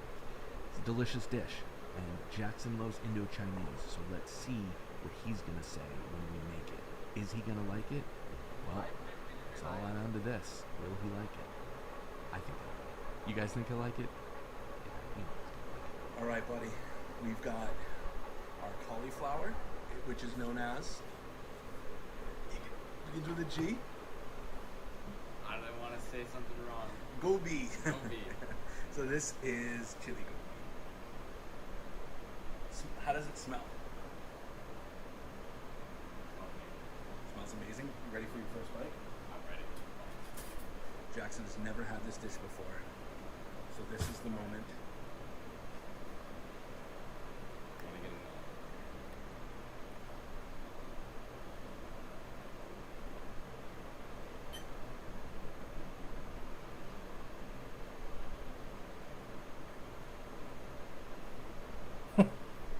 He did not like it.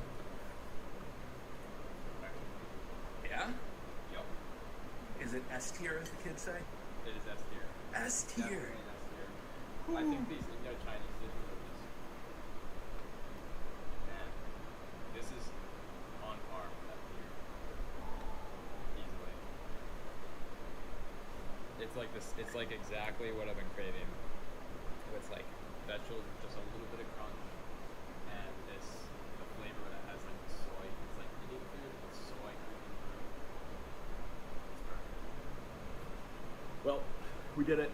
Jackson has successfully had some really cool Indo-Chinese, fun dish to do at home, more challenging dish if you do it in bulk.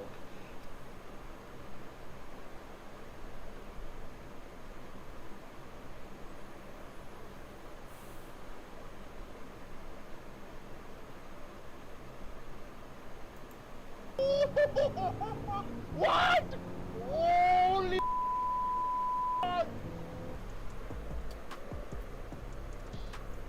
Code 6.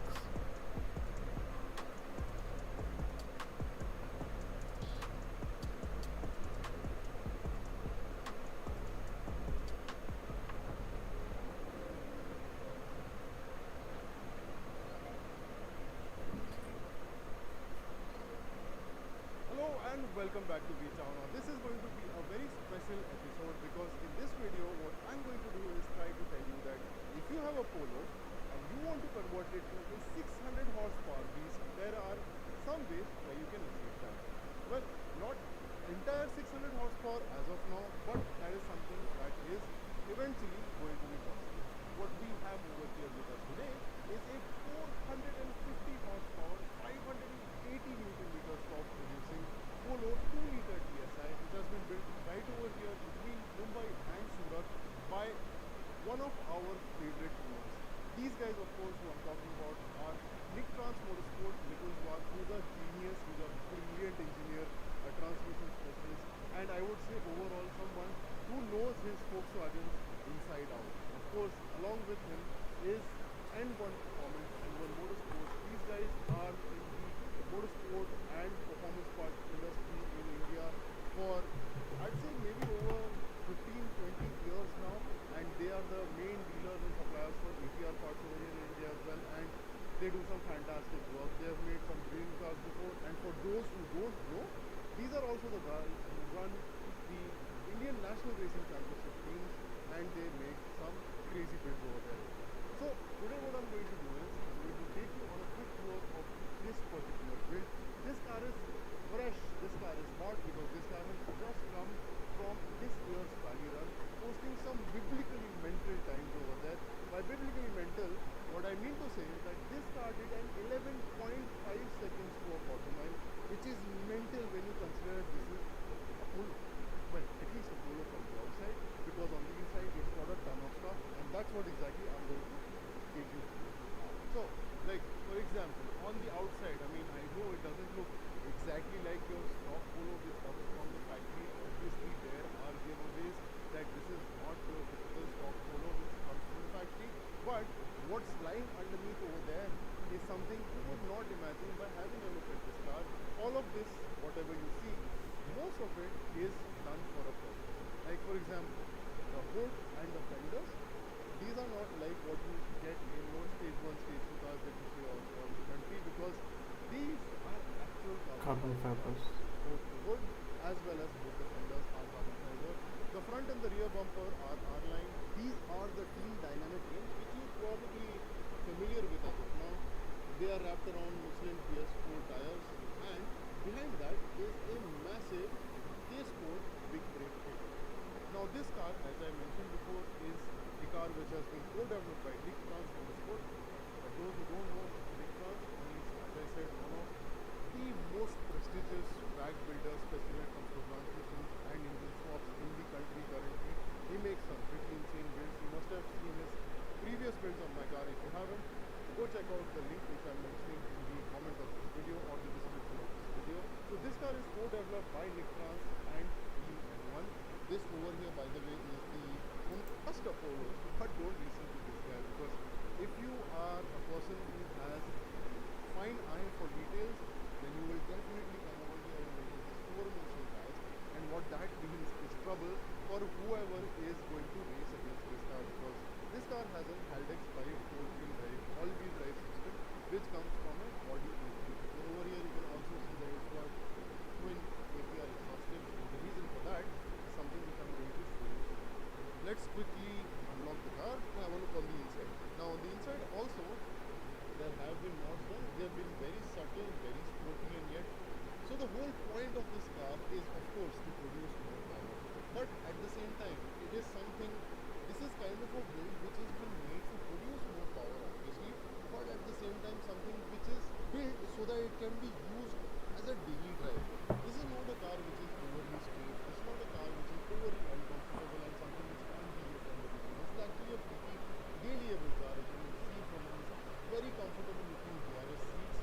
Also, it's got the updated Maxi-Dot instrument cluster as well as the Golf Mark 8 steering along with the paddle shifters over here at the back. Then it's got some aftermarket lightings on the inside which kind of makes the cabin little more ambient than the stock Polo as well. But overall, it looks like a pretty nice and comfortable place to sit and drive the car. Now, what I really want to show you though is this super lightweight carbon fiber pole. Just look at this is like it's so light. Open this up and this is where the actual magic of this car is, because that is actually a 2-liter DSI engine from a Volkswagen Golf. That is actually mated to a DQ 250 Golf R gearbox. Now that combination in itself is the super rare and the super most important part of this entire thing, and that is what comes from the specialized house of Nick France. Nikunj is the guy who is making sure this part of the car was built particularly at his place, and that's where this engine and this gearbox was mated with this car along with the all-wheel drive. You also have a full APR system, air filter along with the cold air intake, and with all of these things inside, this car is currently doing about 450 horsepower and about 580 Newton meters of torque, which is close to 600 Newton meters. And the thing is that I was actually speaking to Gaurav, the owner of this car earlier, and what he told me is that this car actually started like other Polos as a front wheel drive project. And with the front wheel drive project, they actually were able to put out roughly about 400 horsepower on the front wheels, and that is the time when this car was actually struggling to put that power down, because first gear, second gear, third gear and fourth gear, it used to generally just spin all over the place. But now with the new all-wheel drive system, the 450 horsepower that it currently has is very easily manageable by all four wheels. And now because of that, what these guys are actually planning to do is increase their power, upgrade the power, both by adding more parts, bigger turbos, a lot of other things which will go along with it. The power can be up to a technical 650 horsepower, and that is something that is lying in the future of this breed. Now this year, 11 points to do that, an Indian car, slight car obviously that's super sporty because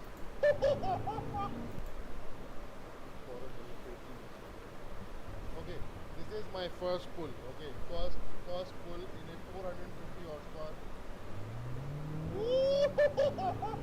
What? Holy God!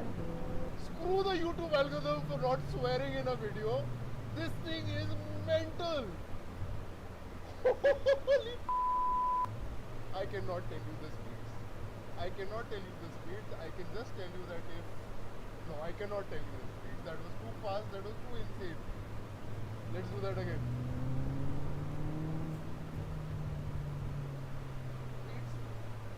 It's freaking fast. It just pulls. Man, this can be so addictive. And you hold the little high thing. Man! Walk this thing well, but thank you so much for watching this video. I hope you enjoy.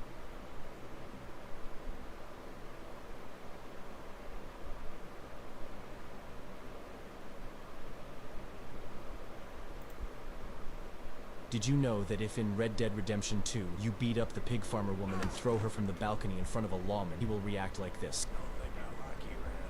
If you shoot him, make the tram explode, insult the young woman, punch her, make fun of the cave hermit, and beat him up, you will be able to shoot the pig farmer's brother. But if you then steal William's horse and drag William across the whole map, his horse will fly. Go here, and you'll find a cannon. Sink this big ship. Sink Micah, stab him, set him on fire, shoot him, and make a giant train wagon fall on him multiple times. Hog tie him, spill moonshine on him, put tons of dynamite near him, shoot the moonshine, ignite the dynamite, then play poker with him, talk to the prisoner, get on the roof, fall, free the prisoner, unfree the guards, shoot Moira, fight in the saloon, fight Tommy on the roof, win, make the robbery with Tommy, make Bill's wagon explode, throw an explosive arrow at John, save him, throw a normal one. You rob the Rhodes Bank from the other side and do not eliminate the guy, but instead spend a lovely and fulfilling life with him. If you then talk to Karen, she will react in a crazy way. You're testing my patience now. Did you know that if in Red...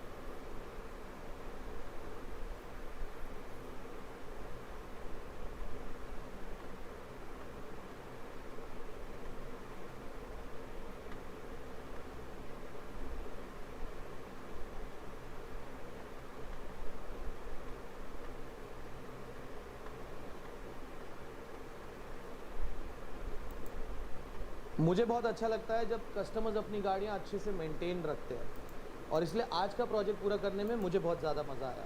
welcome to प्रोटोमोटिव guys, मैं हूँ आपका host Parikshit, और आज की video में हम आपको दिखाने वाले हैं एक 8 साल पुरानी फोक्सवैगन पोलो।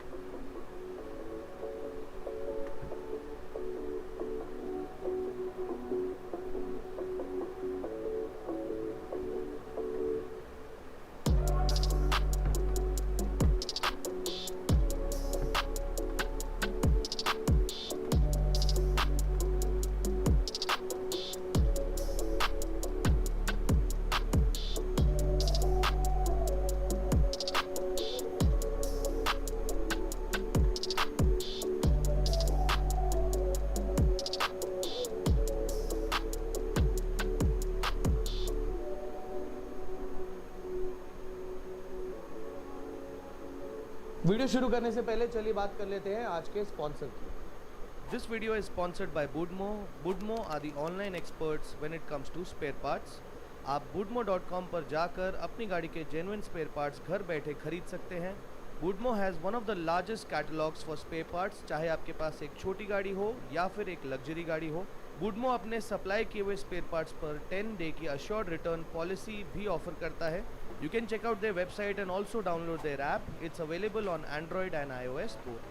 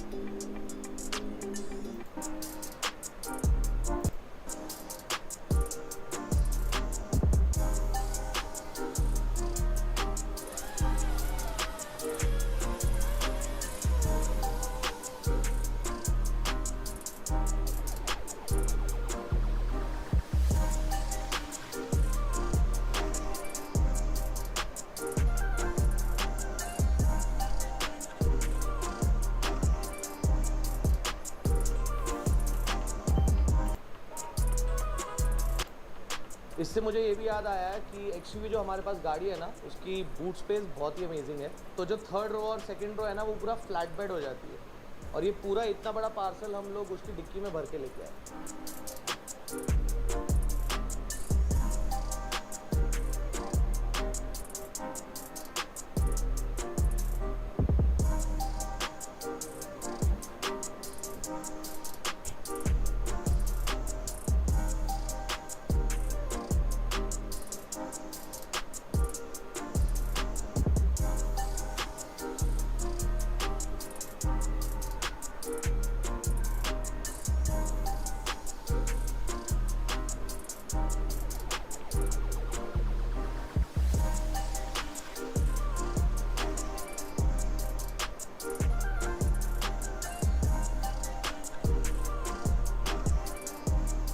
क्योंकि ये किट्स इंपोर्टेड होते हैं ना, तो अच्छे से चेक कर लेना बहुत ज़्यादा ज़रूरी होता है। कभी कभी क्या होता है, कोई प्लास्टिक पार्ट्स क्रैक्ड आते हैं, तो हम लोग ने जितने भी पार्ट्स आए थे किट में वो सारे अच्छे से इंस्पेक्ट कर लिए, कहीं भी कोई पार्ट टूटा हुआ नहीं था।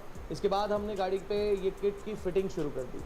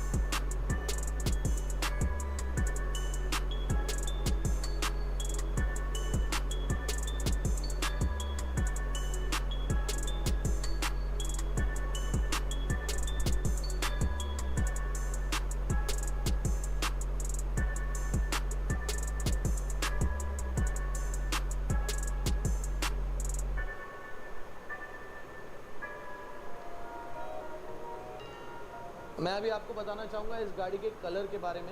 सो क्लाइंट जब हमारे पास आए उन्होंने मुझे बोला मुझे गाड़ी का कलर तो ब्लैक ही रखना है, बट मुझे ब्लैक के साथ थोड़ा ऑल्ट्रेशंस करने हैं। यूजुअली मैं लोगों को ये रिकमेंड नहीं करता हूँ, जो मेरा रिकमेंडेशन रहता है वो ये रहता है कि आप हमेशा कोई OEM कलर चूज़ कर लो, ताकि गाड़ी का कल अगर कोई माइनर एक्सीडेंट होता है और हमें कोई छोटा मोटा पैनल पेंट करना पड़े तो कलर मैचिंग जो है वो ईजी हो जाए। पर जब हम कस्टम कलर्स बनाते हैं गाड़ियों के, तो हमें उनके टिंटर्स का पूरा हिसाब लिखना पड़ता है, कौन सा जेरेलिक उसमें गया है वो यूनिक कलर बनाने के लिए। तो इस गाड़ी पे जो कलर हमने फाइनली सिलेक्ट किया वो करने के लिए हमने बहुत सारे सैम्पल्स किए। उसमें से एक ऐसा टिंटर था जिसमें ब्लैक में हमने रेड का यूज़ काफ़ी ज़्यादा किया। तो ब्लैक में रेड मिलाने से थोड़ा वॉयलेट और थोड़ा ब्राउन टोन एक आ गया गाड़ी पर एट दी एंड वो टोन बहुत अमेजिंग लग रहा था।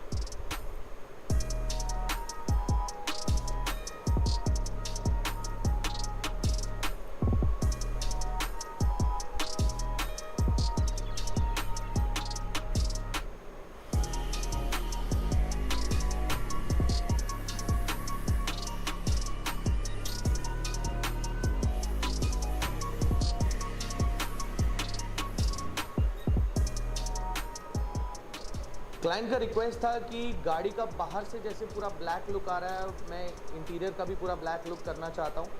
तो क्योंकि इंटीरियर में मैट फिनिश आता है और मैट फिनिश को एग्जैक्टली मैच करना पॉसिबल नहीं होता है अनटिल अनलेस आपको पता रहे कि उसमें कितना मैट क्लियर यूज़ करना है। एक्सटीरियर में तो ये ईजिली हो जाता है, क्योंकि जो भी कंपनी मैट कलर कोड में अपनी गाड़ी बनाती है वो हमेशा बता देती है कि इसमें इतना मैट लैकर इस रेशो में यूज़ करना है। पर क्योंकि इंटीरियर का कोई इस तरीके का रेशियो नहीं है और उन्होंने बोला कि गाड़ी में जितना इंटीरियर बेज कलर में है मुझे उसको ब्लैक करना है, तो वो एग्जैक्ट मैटनेस मैच करना पॉसिबल नहीं था।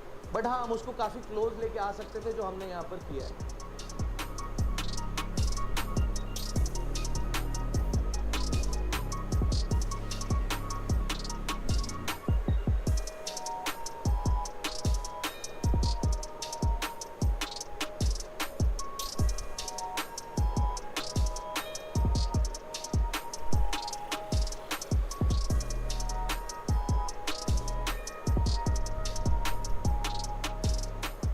इंटीरियर के जो पार्ट्स हमने पेंट किए हैं वो है दरवाजे में जो चारों तरफ बेज कलर आता है वो, और डैशबोर्ड का जो बॉटम सेक्शन है बेज कलर का वो। उसके अलावा जो छोटे मोटे ट्रिम्स भी गाड़ी में बेज कलर के थे हमने उन्हें भी ब्लैक में पेंट कर दिया।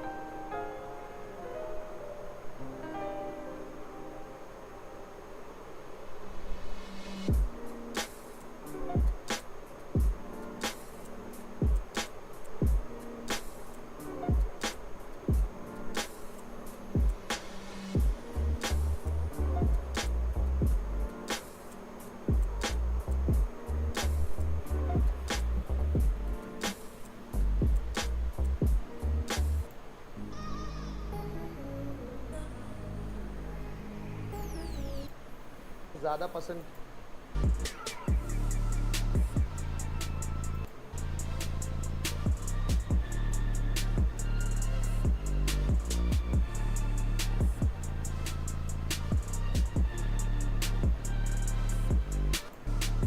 साल बाद जब गाड़ी डाली तो I was basically want same colour on my car black which is black and उसमें कुछ चेंज ला सकते हैं क्या नहीं, ये मैंने राघव और परीक्षित से पूछा तो दे suggested me a good option. हमने वो 2-3 कलर इसका सीमलेस था। ज़्यादा ऐसा कुछ चीज़ का है जो आप चाहते थे और वो नहीं हुआ, ऐसा कुछ नहीं हुआ? नहीं नहीं, ऐसा कुछ नहीं है।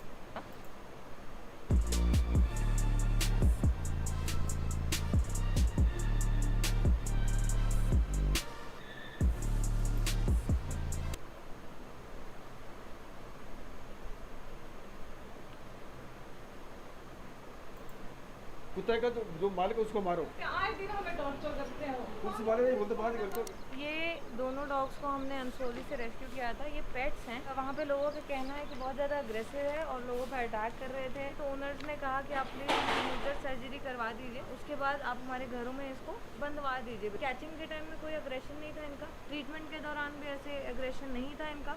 अभी हम इनको रिलीज करने जा रहे हैं। ट्रेंड लग रहा है वैसे ना। ये क्या लेके आ गया? इसको तो हाथ लगाते हैं, कुछ नहीं करता है। कुछ नहीं करता, पर लोगों को काटता है। भाई गुजू आ गया। नहीं ऐसा यहाँ पे इसको ऊपर चढ़ा देते हैं, यहाँ पे लेंटर में चढ़ा दो। इंजेक्शन वगैरह लग गए ना इसको, एंटी रेबीज के, और नसबंदी भी कर दी है, तो शांत हो जाते हैं उससे कुत्ते अगर काट कर होगा। वैसे लग तो नहीं रहा काटता है। लोगों ने कंप्लेन की थी ना, काटता है इसको लेकर जाओ आसपास सब बोल रहे हैं। अगर जिसको काटा वो सामने आ जाए, यहाँ मेरे को बोल देना मेरे को काटा, और डरते थे इससे। चल भाई लेट हो गया तू भी, चल बैठ गाड़ी चल। हमने मना किया था कि मत लाना दोबारा। मैंने तो आपको फोन किया कि दोबारा मत लाना इसको। छोड़ दो कहीं और क्या। अब जो 4-5 बच्चे गाड़ी में, पैसों की बात थोड़ी है, ये रहेगा कहाँ बाहर। अब ऐसे कैसे छोड़ दो आप कहीं? आपने रखा है, बचपन से रखा है ना, अब इसको बाहर इसलिए आए दिन हमें टॉर्चर करते हो। बस एक घर से बाहर निकला नहीं और थाने में फोन चले जाते हैं इसके।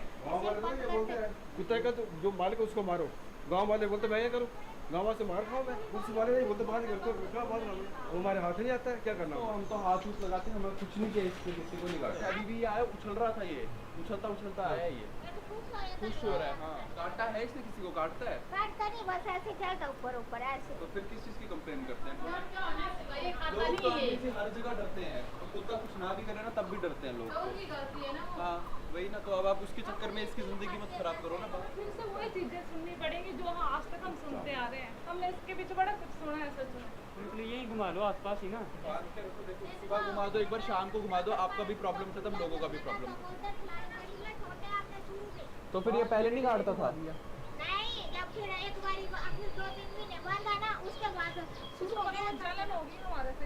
बांध क्यों रख? कभी महीने में इसके 1-2 दिन ऐसे होते, फिर पूरा दिन तंग करता है। ऐसे उल्टी आता है। अरे वो पता है मेटिंग का सीजन आता है, तो अब नहीं आएगा वो, अब ये मेट नहीं करेगा। बंदी हो गई है ना, अब शांत रहेगा। जेसीबी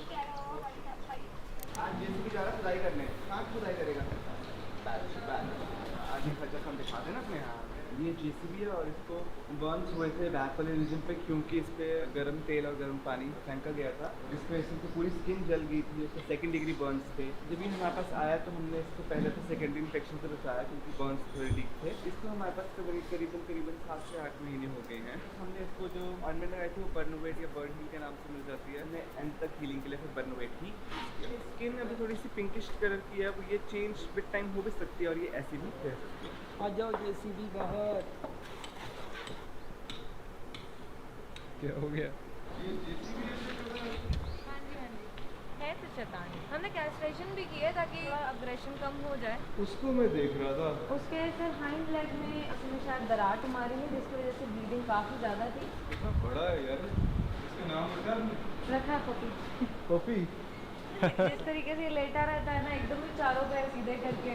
मुझे अभी डॉग वॉक्स पे ये कंफ्यूज सा बछड़ा दिखा है, इसको शायद अभी किसी ने छोड़ा है। मैं तो इसको नहीं ले जा सकता, मैं उसको ऑलरेडी हॉस्पिटल में भी वो बछड़े हैं जो ठीक होंगे, तो हमें छोड़ना पड़ेगा। गवर्नमेंट को गौ वन बनाने चाहिए कि भाई जो भी खाली पड़ी लैंड है वहाँ पे किसी NGO कह दे कि यहाँ पेड़ उगा दो और यहाँ पे भाई गाय के रहने का प्रोविज़न हो जाएगा। चाहे सॉल्यूशन ये है कि भाई डेयरियाँ बंद हो, डेयरी अनसस्टेनेबल है, वैसे ही अनहेल्दी है, लेकिन लोग ना मानेंगे, ना प्रोड्यूसर मानेंगे, ना सरकार मानेगी। तो कम से कम ये जो लोग सड़कों पे आ रहे हैं इनके लिए तो कोई प्रोविज़न होना चाहिए ना। बाय द वे ये धूप में घूम घूम के और धूप में सुखाए हुए मशरूम खा खा के मेरे विटामिन D लेवल एकदम मस्त हो गए। गोबर से हमने ये गमले बनाए हैं उस मशीन में। ये इतने सारे गमले हैं जिसमें हमने इसमें मिट्टी भर के रख दी है। बस अब इसमें हमें पौधे लगाने हैं और ये यहाँ पर सूख के रेडी है। ये रेडी है जाने के लिए। जो लास्ट टाइम हमारे वॉलंटियर सेंचुरी गए थे, उन्होंने पेड़ों के लिए खड्डे कर दिए हैं, तो अब हम ये काऊ डंग के पॉट जिसमें स्टिक लगा रखी है, उसको हम वहाँ लगाएंगे जाके खड्डों में। चंबी भाई साहब ना रोज़ वॉक पे अपना वाटर सैलेड खाते हैं, इनको कूल का पानी पीना होता है, यहाँ पे जो घास उग रही है वो खाते हैं। एक्चुअली डॉग ये इसलिए खाते हैं ताकि वो अपने स्टमक में डाइजेशन को थोड़ा रेगुलेट कर सकें। और ये अभी भी यहीं खड़ा है। चल साथ ही चल, चल चल साथ ही चल का मतलब ये नहीं है कि हम इसको रख लेंगे, मतलब ये है कि हम पानी पिला देंगे, घास डाल देंगे। अरे अरे अरे अरे अरे अरे अरे अरे अरे अरे अरे अरे अरे अरे अरे अरे अरे अरे चलो भाई चलो चलो चलो, आपको एक सरप्राइज मिलने वाला है। क्या? ज़्यादा यहाँ पे? हाँ हाँ हाँ। मैं तुम्हें एक चीज़ दिखाऊँ, ज़्यादा से मिलवाने से पहले ये हमने लगाया था पेड़, जब हमने इस जगह पे शिफ्ट किया है, हो गया ना कितना बड़ा पीपल का है। बरगद भी लगाया था वहाँ पे, वो उतने का उतना ही है, तो यानी कि हमें पीपल लगाने और सैंक्चुरी में लगाएंगे ज़्यादा। ज़्यादा हर चीज़ की कमी हो रही है, पानी की। सिर्फ एक चीज़ जो भयंकर अबंडेंस में है वो है गर्मी और स्ट्रे एनिमल्स। ये तोड़ी नहीं आपने? आपको दे दिया मैं, देखो एज इट इज़ आपने जैसे कहा था। कहाँ रखो? अंदर रख दूँ? इस पर डाल देते हैं। ठीक है जी, डन, मेरा काम ख़त्म। मैं आज थोड़ा लो एनर्जी हूँ आज, वो है ना हर जगह, मतलब वैसे तो सारा साल ही पशु स्लॉटर होते हैं हमारे देश में, पर आज थोड़े एक्स्ट्रा होते हैं। मैं आपको एक बात बताऊँ, ऐसे कुछ जो खत्म हो अपनी मर्जी की छुट्टियाँ एंजॉय कर रहे हैं। तो अगर वहाँ पे आपके यहाँ थोड़ा जात पात का है और आप ब्राह्मण हो, तो जैसे सुशांत है भाई, वो सफाई में हेल्प कर रहा है, ये होते तो बड़ा बुरा मानेंगे। तो वो उनके सामने भी करता है। आपका जी जाते हुए क्या फीडबैक है, कैसा लगा यहाँ पे? यहाँ का अच्छा था, काफ़ी कुछ सीखने को मिला। और ये ओके, एक चीज़ मैं बताना,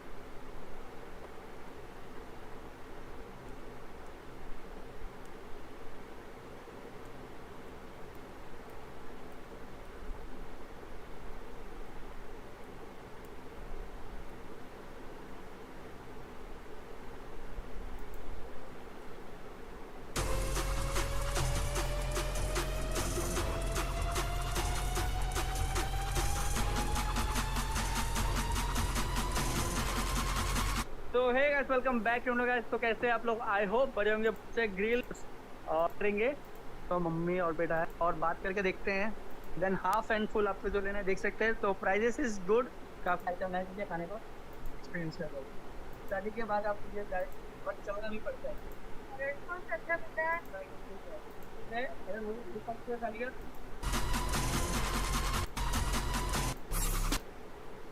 सस्ता सा डाइनिंग टेबल। ओके, तो सबसे पहले आप इसको देखो। तो ये रहा आपका चिकन विंग्स। देख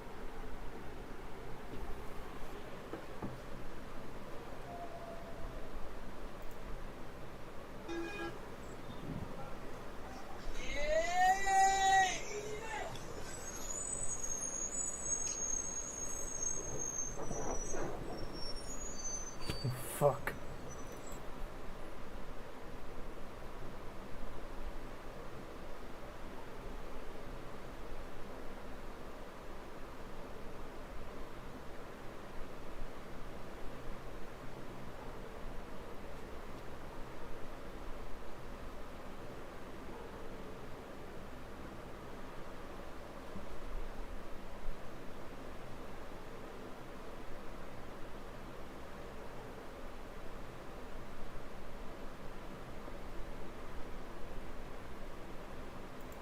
Okay.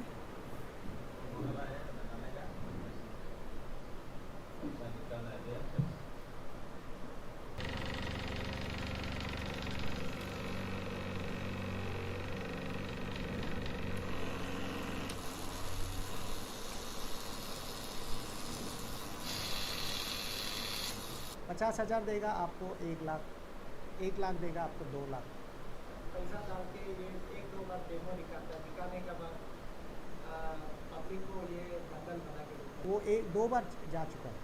वहाँ जाके उन्होंने पहले बार जाते समय उनको 5,000 रुपया दिया, 5,000 रुपया को डेमो करके दिखाया, निकाला, असली नोट दिया, दुकान में चला के देखा चला।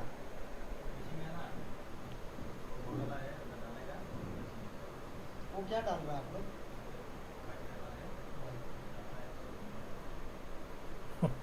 अभी पैसा मिलेगा हम लोग का वहाँ से? He just made some people just scammers.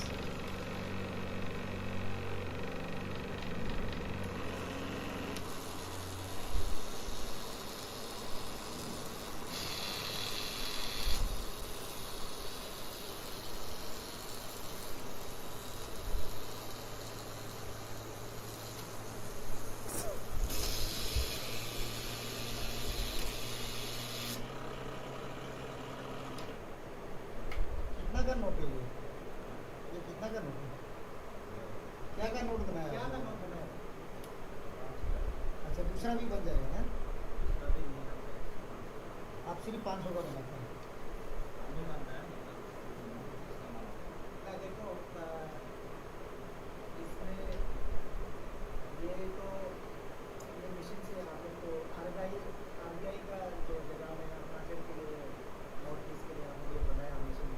Bharat सरकार के लिए तो आप लोग ने बहुत बड़ा काम कर दिया। RBI का सारा काम को तो आप लोग ने हल्का कर दिया ये सब बना के। क्या ये सब प्रिंट करके जो लोग को जो माहौल बनाता है उससे लोग फायदा होगा? हाँ गलती होगा, फायदा ना होगा तो फायदा नहीं होगा, मगर फिर भी आप लोग उसको लोग को कैसे करके इसमें लोग लालच करके कैसे कराते हैं? नहीं जो कराते तुमको मालूम है, तुमको बड़ा अच्छा से करते हैं। करके देख, ये सब काम करना अच्छा काम है ना खराब काम? पब्लिक को क्या बोलना चाहिए? आम पब्लिक को जो अभी क्यों बोला है हम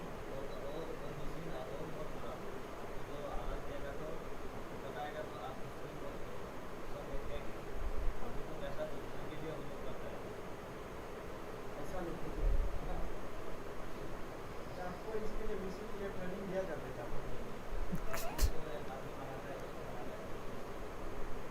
उसको उसका है वो उसका है उसका बढ़िया आप लोग का फेमस होता है वो उसका गाड़ी से वो लेके आता है, गाड़ी से लेके आता है। ये मिशन क्या वो जो बना रहा है उसका पर्सनल गोदाम नहीं है, वो खुद बनाता है। तो वो लोग जानता है ना उनको जो दिखा है वही मतलब आपको बनाने आता है सिर्फ ना? जो बनाने अब अभी हम लोग को जो बना के दिखाया है तो मतलब आप आज सीखा था पहले से सीखा हुआ था? हमको एक दिन दिखा था बनाता है ना घर में घुसा था ऐसे किया है ऐसा करने के बाद अंदर डाला है, करने के बाद वो है मोहितुल इस्लाम बाद में वो शुरू करा। अच्छा ये पैसा जो हम लोग लेके अभी दुकान में देने से चल जाएगा बना? असली है ना? तो नकली वाला पैसा फिर? नकली वाला कोई ऐसा नहीं है। इसमें एक ऐसे है इसको इसको निकालो, ये बॉक्स तो वहाँ से पैसा डाल के ये 1-2 बार डेमो निकालने के बाद पब्लिक को ये बंडल बना के देते हैं। ये इसमें पैसा इसको उनका सामने नहीं बोलता, उसको ले जाके कुछ जनता का बात में उसको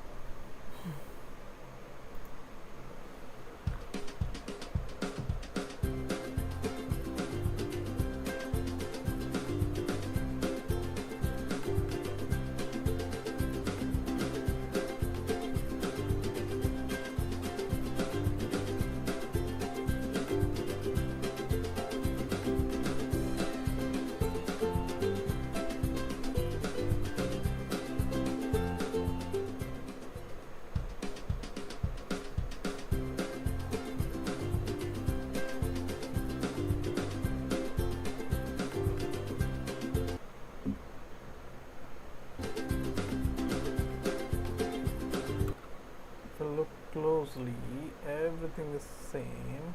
There is no changes whatsoever. The same. I think thing is built on same chassis. Okay. So if I don't want his shitty steering, I can swap it with the new one. If I get this new console here, then I will be able to connect my calls, everything. See? Everything is same. AC vent is here. Other AC vent is here.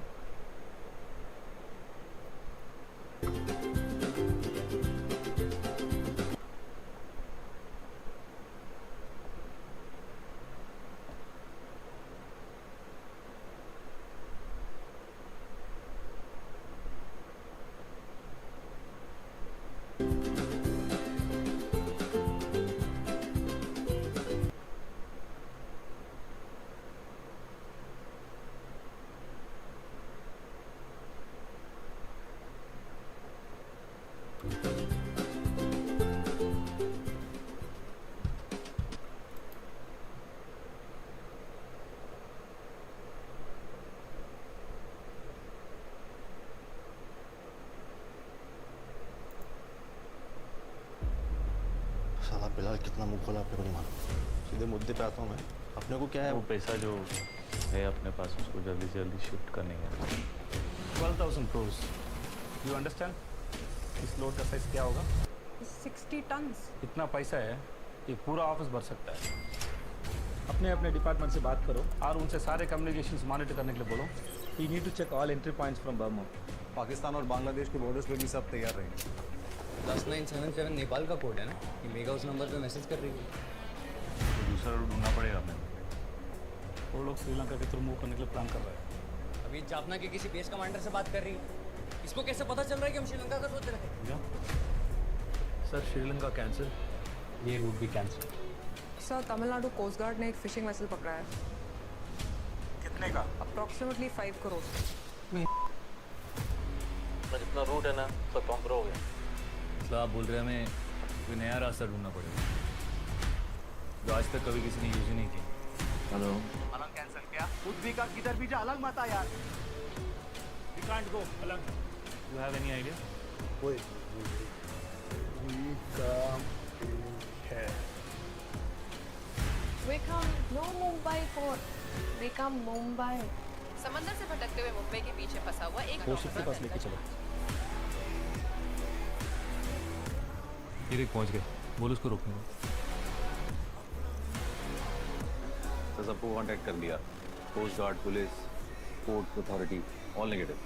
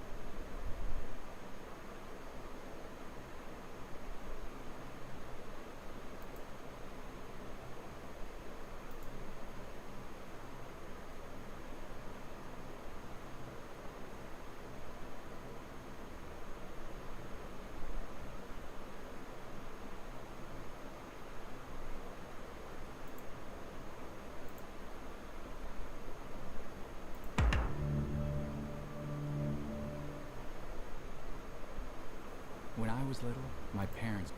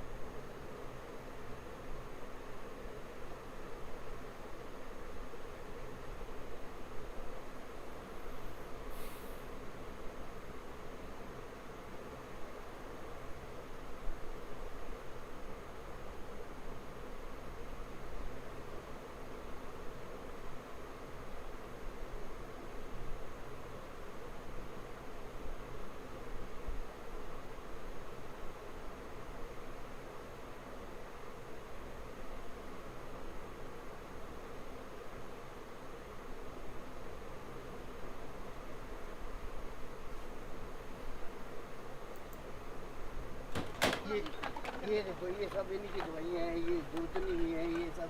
ये लोग कुछ ऐसे कुत्तों को खाना डालते हैं जो पास के स्कूल टीचर्स के अनुसार खतरनाक एग्रेसिव हैं और जिन्होंने आसपास सबका जीना दूभर कर रखा है। वहाँ पर ये जो घर है ना 5-6 कुत्ते हैं यहाँ पे। आपको भी पड़ते हैं ना खाने? हाँ मेरे को भी पड़ते हैं। काटे तो काफ़ी है बंदों को काटा नहीं। ये हाँ स्कूल में आपके मॉर्निंग टाइम में भी शाम को 5 बजे जाते हैं 10 बजे जाते हैं और नहीं कभी काटते हैं। घूमते हैं कुछ बोल रहे हैं काटते हैं, कुछ बोल रहे हैं नहीं काटते हैं। कोई नहीं काट रहे हैं, किसी को नहीं काट रहे हैं, झूठ बोल रहे हैं साले। काटा नहीं, मैं स्कूटी पे थी ना, पीछे दौड़ गई। पर कभी किसी ने कुत्ते को मारा होगा या कोई सोटी से मारेगा तो नेचुरली ये कुत्ता भौंकेगा।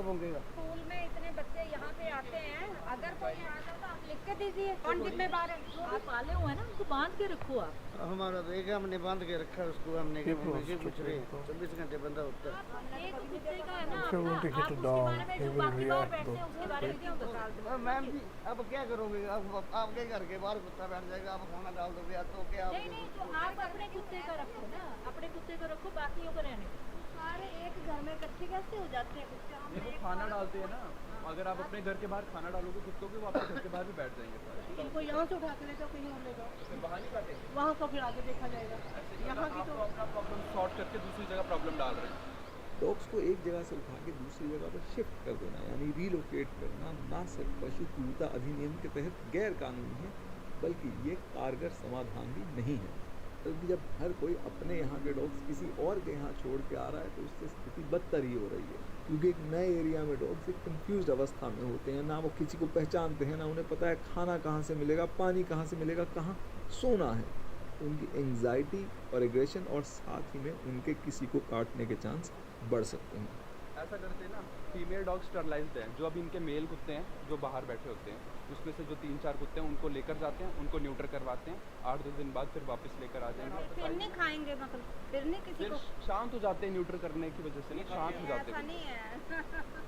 न्यूट्र करके देख लेते हैं एक बार, क्या पता शांत हो जाए, नहीं होंगे तो फिर आप एसडीएम से बात कर लेना। हमने एसडीएम साहब को लिख के दिया है, कोई रिस्पांस नहीं आया। चलो कोई नहीं, आप अपना काम कीजिए ना, ये आपकी है भी नहीं हेडेक, ये एडमिनिस्ट्रेशन को ही करना पड़ेगा ये काम। ये उन्हीं का है, उनको मैडम रिमाइंडर देना पड़ेगा। जिस देश में पेरेंट्स और टीचर्स बच्चों को सही और गलत में फ़र्क करने की अपनी ड्यूटी नहीं निभाते, नहीं बताते कि भूखे को खाना देना सही है और जो उसको खाना दे रहा है उसको सताना गलत, बच्चे के आगे एक उदाहरण बनते हैं कि भाई जो आपके लिए असुविधा पैदा कर रहा है उसको उठा के कहीं और कर दो, फिर वो चाहे खुद मुसीबत में पड़े या किसी और की मुसीबत बने। उस देश में जब वो बच्चा बड़ा होकर अधिकारी बन जाता है तो फिर क्यों उस अधिकारी से ये अपेक्षा रखी जाए कि वह अपनी ड्यूटी निभाएगा? ये नहीं समझते हैं, ये स्कूल वालों को तो और मेहनत की आगे बच्चों को शिक्षित करते हैं। ये नहीं ये बच्चों को यही शिक्षित करेंगे, कुत्तों से नफरत करो, कुत्तों को पत्थर मारो, कुत्तों को छोटी से मारो। नेचुरली है, जब आपको कोई मारेगा तो आप कुछ तो करोगे, चाहे आप कितने कमज़ोर हो या मैं कितना कमज़ोर हूँ। लोग हर कोई इनको मारने की कोशिश करता है, मैं इनको उठा के हॉस्पिटल ले जाता हूँ, इनका इलाज वगैरह कराता हूँ और बस छोड़ देता हूँ, जो खाना खुना डाल देते हैं और पेटी के ऊपर होते हैं, ये उनके लिए बनाया हुआ है। ये देखो इसके बिना नहीं खाते हैं ये खाना, ये देखो अब मैं ये खाने में डालूंगी इनको। So these people don't have anything to, for themselves, and they are taking good care of the dogs. I mean, why are people, like, I don't have words. People are totally stupid sometimes. ये देखो इसके बिना नहीं खाते यार, मैं खाना डालने लगी इनको। ये चावल देखो ये रखी है मैंने इनके लिए, खाते नहीं है, थोड़ा सा खाते हैं, या मैं इसमें फुल के डालूंगी। या देखो डालता कौन देगा ये।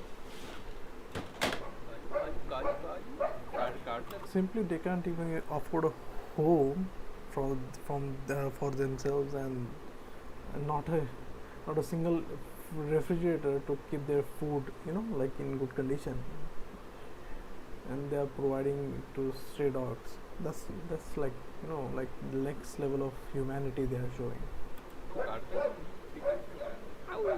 अरे यार ये बड़े प्यारे यार।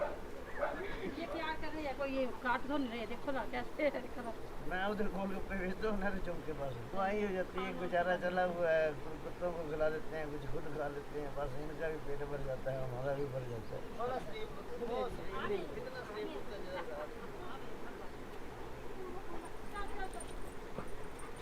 काटते कोई नहीं है। So sorry for the like captions. These are like generated captions. So they are saying that no other dogs do bites or something like that. So the dogs never bitten to any human whatsoever. But the caption shows that one bites. So this is wrong. Their dogs do not bite.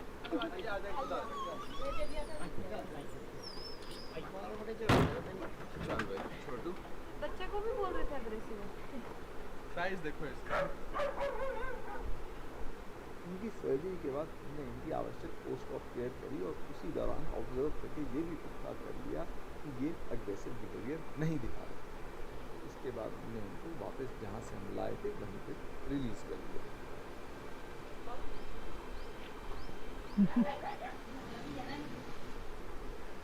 प्लेटों में खाना खाते हैं, नीचे नहीं खा सकते हैं, नहीं खिलाया कभी। इनकी थाली ये लगी पड़ी हुई है। लोग हमारे बारे में कई कुछ बोलते होंगे पर हम भी किसी की परवाह नहीं करते हैं, ठीक है ना। हमें देते रहते हैं ना धमकियाँ सारे ही कि हम ऐसा करेंगे। चलो मुझे लगता है कि हम कुछ बुरा नहीं कर रहे हैं, अपने दिल को सेटिस्फाई है, वक्त जो भी होगा देख लेंगे, कोई ऐसी बात नहीं है। अब मौका देख के कभी चोरी छुपे तो कहीं चौड़े नहीं। देखिए अच्छा काम करने के अलावा आखिर है ही क्या।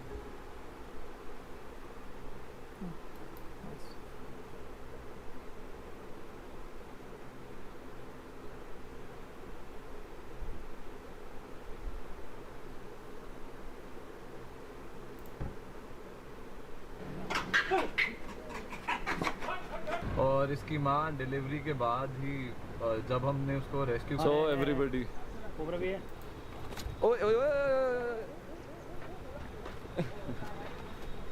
Hello everybody, welcome back to this channel. मैं हूँ आकाश विमल. How you guys doing? I am back with another video. और अभी मैं थोड़ी देर पहले ही सोकर उठा हूँ और obviously हमारे भाई साहब मेरे पास है यहाँ पर पपीता. आप इनको पपीता दे सकते हो. ये है एक रेड वेंटेड बुलबुल का बेबी जिसने अभी मेरे हाथ पे पॉटी की है और वो नीचे गिर गई है और मुझे साफ़ करना पड़ेगा थोड़ी देर बाद. आप देख सकते हो ये मेल है, इसके सर के ऊपर एक छोटी सी चोटी भी आ रही है. ये हमेशा ही खाना मांगते रहते हैं.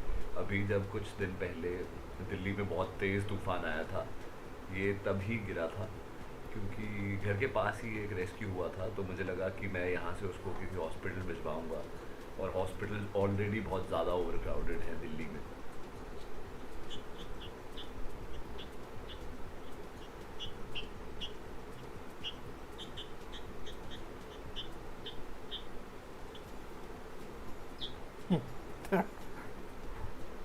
ये मेरे पास बर्ड फूड था, बर्ड फार्मूला जो होता है. मैं इस पर एक बहुत अच्छा से वीडियो बनाऊंगा क्योंकि आप यूज़ कर सकते हो पेट्स में भी और ऐसे रेस्क्यूज़ में भी. इनकी डाइट में वैरायटी होनी चाहिए तो इस वजह से मैं बहुत कुछ देता हूँ. जैसे बर्ड फार्मूला हो गया, बहुत सारे फ्रूट्स हो गए, बॉइल्ड एग हो गया और बहुत सारे वर्म्स हो गए. जब ये छोटे होते हैं, मतलब ये बहुत ज़्यादा जब छोटे होते हैं तब हम इनको इतने ज़्यादा शुगर लेवल वाले फ्रूट्स नहीं दे सकते और ना ही हम उनको अंडा ज़्यादा दे सकते हैं जब वो एकदम छोटू से होते हैं. इनको वर्म्स की बहुत ज़्यादा ज़रूरत होती है, मतलब कीड़े, क्योंकि वो वाला प्रोटीन इनके लिए सेफेस्ट होता है. अगर आपके पास ऐसा पक्षी आपको मिलता है तो प्लीज़ प्रोफेशनल्स को रीच आउट कीजिए क्योंकि नॉर्मल इंसान हर आधे घंटे में, हर एक घंटे में इनको खाना नहीं खिला पाता और उसको पता भी नहीं होता एक्चुअली में कि क्या खिलाना होता है. So anyways, starting this video. तो जिस तरीके से मैं कुछ साल पहले डेली रेस्क्यूज़ करता था, रात दिन ऑन द रोड ऑलवेज, वैसे ही मैंने सोचा कि let's do that today also. आज मैं आपको मिलाऊंगा कुछ एक दो रेस्क्यूअर्स से, बहुत सारे जानवरों से जो हम रेस्क्यू करेंगे. अभी मेरे को इनको सुबह इन सबको फीड कराने के बाद I have to go and get ready. फिर उसके बाद हम एक बहुत इंटरेस्टिंग दिन आज स्टार्ट करेंगे. दिल्ली में आज वार्निंग आ चुकी है. आज बहुत ज़्यादा बुरा वाला हीट वेव है और बहुत ज़्यादा टेम्परेचर है और गवर्नमेंट ने वार्न किया हुआ है सबको हीट स्ट्रोक और इन सब चीज़ों के लिए. Yes, let's start with this video. पर हाँ, ऑब्वियसली पहले खाना खिलाना. तो निकलने से पहले हमारे भाई साहब को ब्रेकफास्ट देना बहुत ज़रूरी है. ही इज़ वेरी स्वीट और ये खा रहे हैं भाई साहब वॉर्म्स. तो पूरे दिन से भाई साहब ने 4 बार खा चुके हैं अभी तक और अभी भी आप देख सकते हो. और इनको लेके खड़े हैं हमारे भाई साहब. ये Mr. Abhishek, the new volunteer.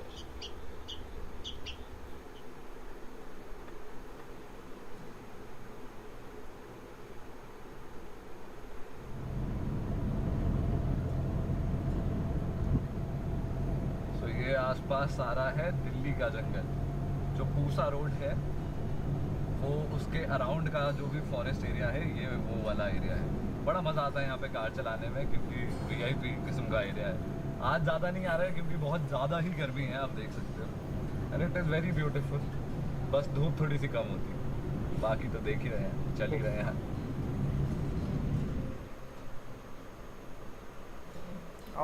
तो एवरीबडी मेरे साथ है, पूरे वाइल्ड लाइफ डिपार्टमेंट की टीम यहाँ पर। हैंडलर, वाइल्ड लाइफ हैंडलर और भी हैं। एंड यू कैन सी इन लोगों को शायद से आप जानते होंगे, ये शुभम है और दूसरा काम क्या, अब इधर आना शक्ल देखो। ये सुबह सुबह के कॉल है मेरे इस टाइम पे। सारे पक्षी तो इम्पोर्टेंट ही है। हाँ जी मैं आता हूँ भैया, मैं जैसे आने लग जाऊँगा आपके को कॉल कर लूँगा। अच्छा। भैया मेरे पास इस टाइम पे 9 बर्ड्स हैं, 9 के 9 स्ट्रगल यही होते हैं। देखो प्रशांत पीछे से लोगों को दे रहा है होप कि हम आ रहे हैं, थोड़ा सा टाइम लगेगा। और हमें बंदर आज पकड़ने हैं, हमें बहुत सारी ब्लैक काइट। आ जाओ भाई,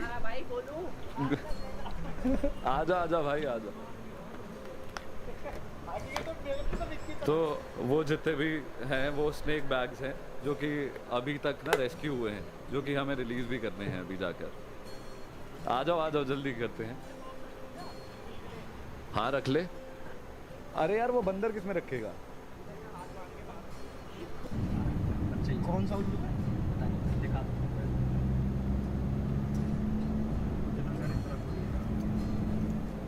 तो अभी हम जाम में फंसे हुए हैं ऑब्वियसली क्योंकि दिल्ली है, और अभी जा रहे हैं हम एक बारनाउल की कॉल पे, जो कि अभी कितना, आधा घंटा? हाँ 15 मिनट, आधा घंटा 15 मिनट जाम ना हो। भयानक जाम, भयानक गर्मी। दिल्ली के सारे स्कूल तो वैसे भी बंद ही हैं, पर आज एक वार्निंग आई थी कि जितने कैंप्स वगैरह हैं जहाँ पे स्टूडेंट्स जाते हैं वो भी सब कुछ बंद है। सो यस, हियर वी गो।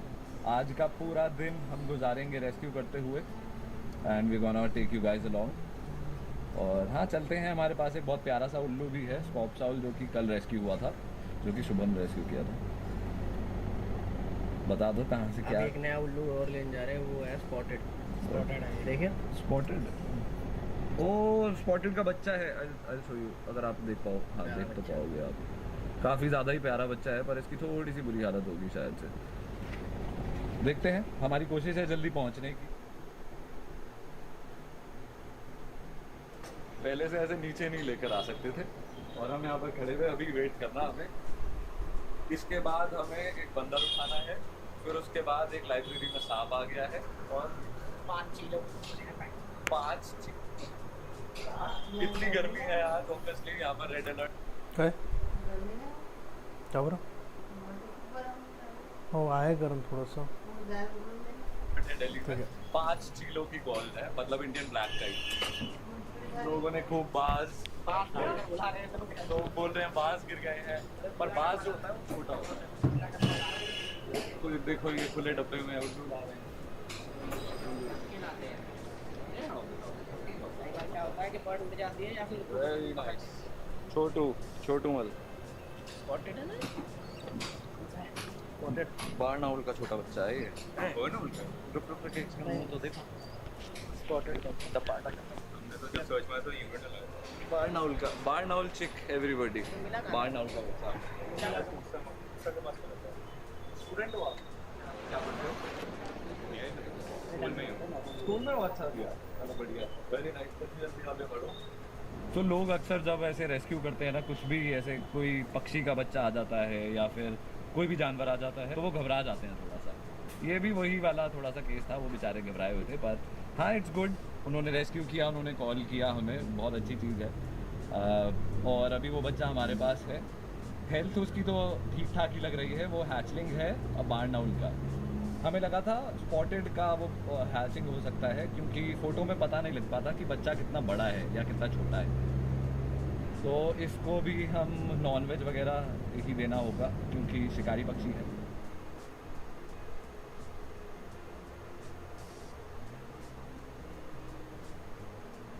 काफ़ी बार ऐसा होता है कि लोग देखकर बुलाते हैं बंदरों के लिए रेस्क्यू कॉल पे। जब हम जाते हैं तो हम देखते हैं बंदर गिरा हुआ होता है, जैसे ही उसके पास जाते हैं वो उठता है और भाग जाता है। बहुत बार ऐसा होता है।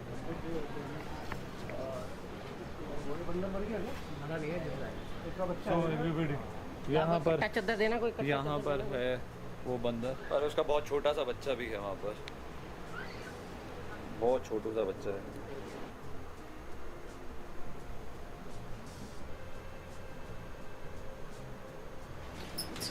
अरे पीछे चलो, पीछे पीछे पीछे पीछे ये रही नीचे गिरी हुई है। आजा आजा आजा आजा। ए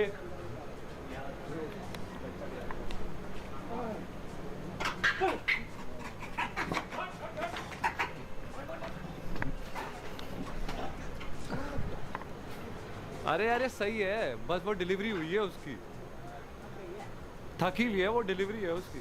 सही है उसको कुछ नहीं है।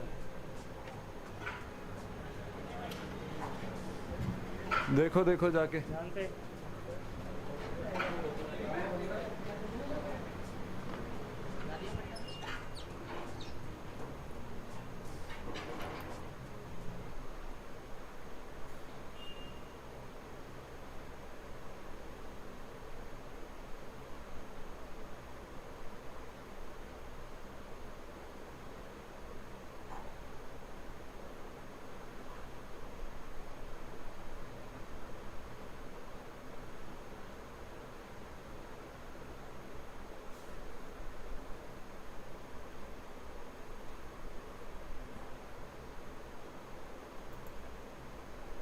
Hey there, fellas.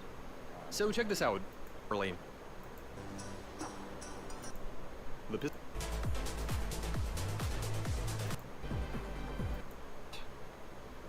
Nope, won't go any further. And so in order to sink it deeper, we'll need to make this air bubble a bit larger. So the rod, we undo the nuts, bring, you actually got back and forth energetically. The air, it begins to, I don't know, dissolve in the oil. The big bubble disperses excess volume that the chamber filled with air beneath it. And check out how this is gonna work. That piston is moving down. Still a bit of air left, but oh well. He did. Here's the situation, guys. We've driven around, and you can tell that there is bubbling all throughout the tube. The oil is not pressurized, so apparently with the piston moving up and down,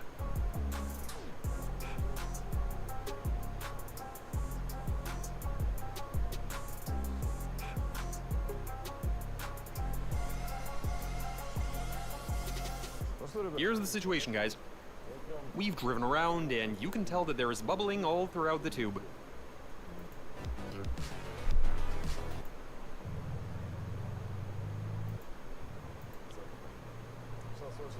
I am curious to see what it's doing. Like, super curious.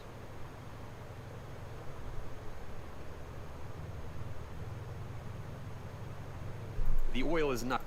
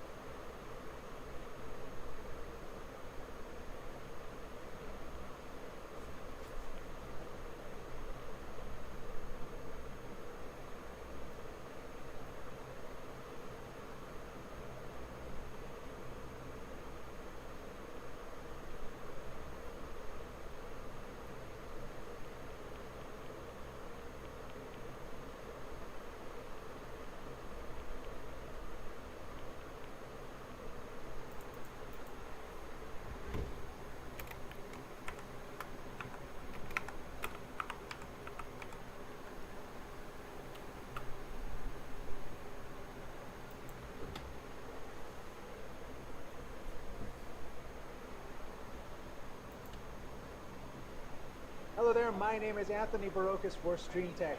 I am here in the KiloView booth at NAB 2024 with Simone talking about the new KiloView P3 and P3 Mini. Okay, thank you to having me, Anthony. Okay, here we have the P3, our new modular design system.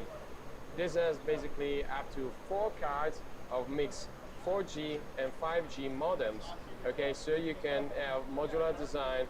Whatever technology will change, you've been able to swap the cards.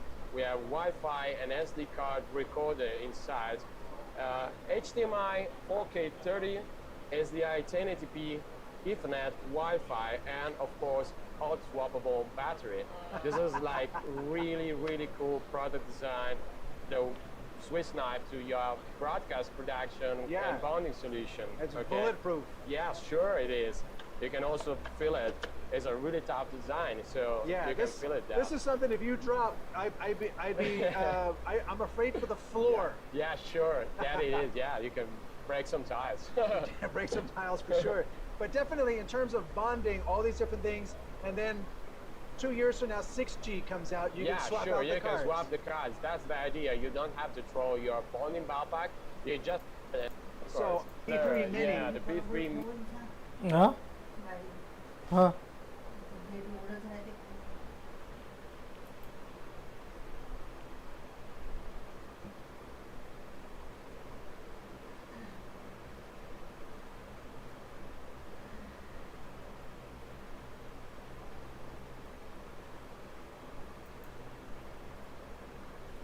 नमस्कार।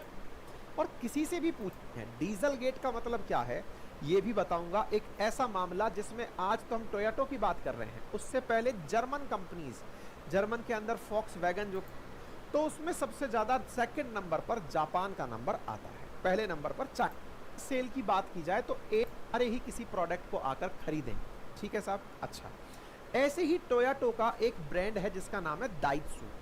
दाइत्सु brand Japan की छोटी car और बड़े truck बनाने वाला brand है। हाल ही में इसके एक कंटेनर को रोक दिया गया। ये फैक्ट्री से निकला था माल लेकर के, लेकिन इसको रोक दिया गया जांच के लिए कि बेटा रुको, तुम्हारी गाड़ी चेक करनी है। जब इसके कंटेनर को, जो जहाज लेकर जा रहा था, इसको रोका गया तो उसके पीछे का कारण निकल कर आया कि बोले इसकी जांच करेंगे, कुछ गड़बड़ आ रही है। बोले क्या गड़बड़ आ रही है? बोले सुनने में आया है कि इसके अंदर ना, मतलब गाड़ी दाइत्सु जो है, इसमें जो प्रॉमिस किया जा रहा है कि ये गाड़ी इतनी सेफ है, ये उतनी सेफ है नहीं। हम चेक करेंगे, एक बार चेक करेंगे। का क्या मतलब है? आई डमी के रूप में बिठाई जाती है, उसके ऊपर कितना नुकसान होता है। टक्कर होते ही क्या एयरबैग खुलता है? ये जो टक्कर आप देख रहे हैं, ये फ्रंट कॉलिजन है। फ्रंट कॉलिजन, चेक कॉलिजन में, कॉलिजन टेस्टिंग में इन्होंने अपनी गाड़ी को जो रेटिंग दिलवा रखी है, उसको फर्जी तरीके से प्रमोट करवा रखा है। जैसे इंडिया ने हाल ही में शुरू किया है अपने आप से रेटिंग देना। हमने वर्ल्ड की जो ग्लोबल रैंकिंग है, ग्लोबल रेटिंग है, उसकी जगह कहा इंडिया की रेटिंग देंगे, इंडियन एन कैप रेटिंग देंगे हम, ग्लोबल एन कैप नहीं, इंडिया की देंगे। हम बताएंगे हमारी गाड़ियाँ कितनी सेफ है। इन्होंने क्या किया कि कंपनी से टाई अप करके साइड कॉलिजन वाला जो रैंकिंग है ना, वो अपना सुधरवा लिया कि साइड से मारोगे तो रेटिंग इन्होंने ले ली बढ़िया, लेकिन वास्तविकता में वो गलत थी। कंपनी वाला है और इसको खुद टोयोटा के मालिक ने स्वीकार किया। जो टोयोटा को इस समय चला रहा है, उसने स्वीकार किया। ट्रांसपोर्ट मिनिस्ट्री ने लगभग 90 मैन्युफैक्चरर्स को वापस नहीं और गाड़ियों पर आने खुल। विश्व जापान और जर्मन दो का ही राज है। मतलब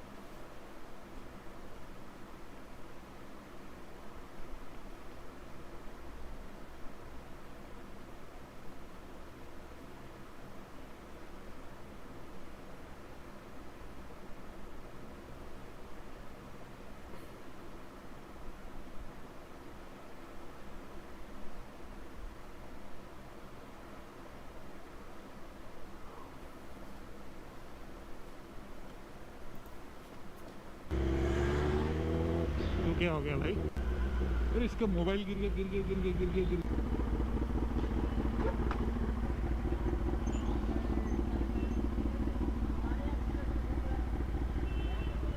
अरे भाई जाने दो, जाओ जाओ आप। रुक जा। अरे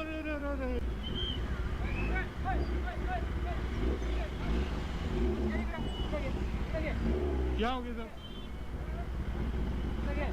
अरे यार क्या हो गया बोले? हाँ आवाज समझ करने क्या? अरे सर मेरे को लगा उनको रुका रहे हो आप उनको। नहीं नहीं नहीं नहीं, ये मोटो ब्लॉगर हूँ मैं मैम। हाँ हाँ, तो तेरे पीछे पीछे आ रहा है, तू भगाते जा रहा है, गाड़ी भगाते जा रहा है। अरे मैं काय के लिए रेस करूँगा यार to.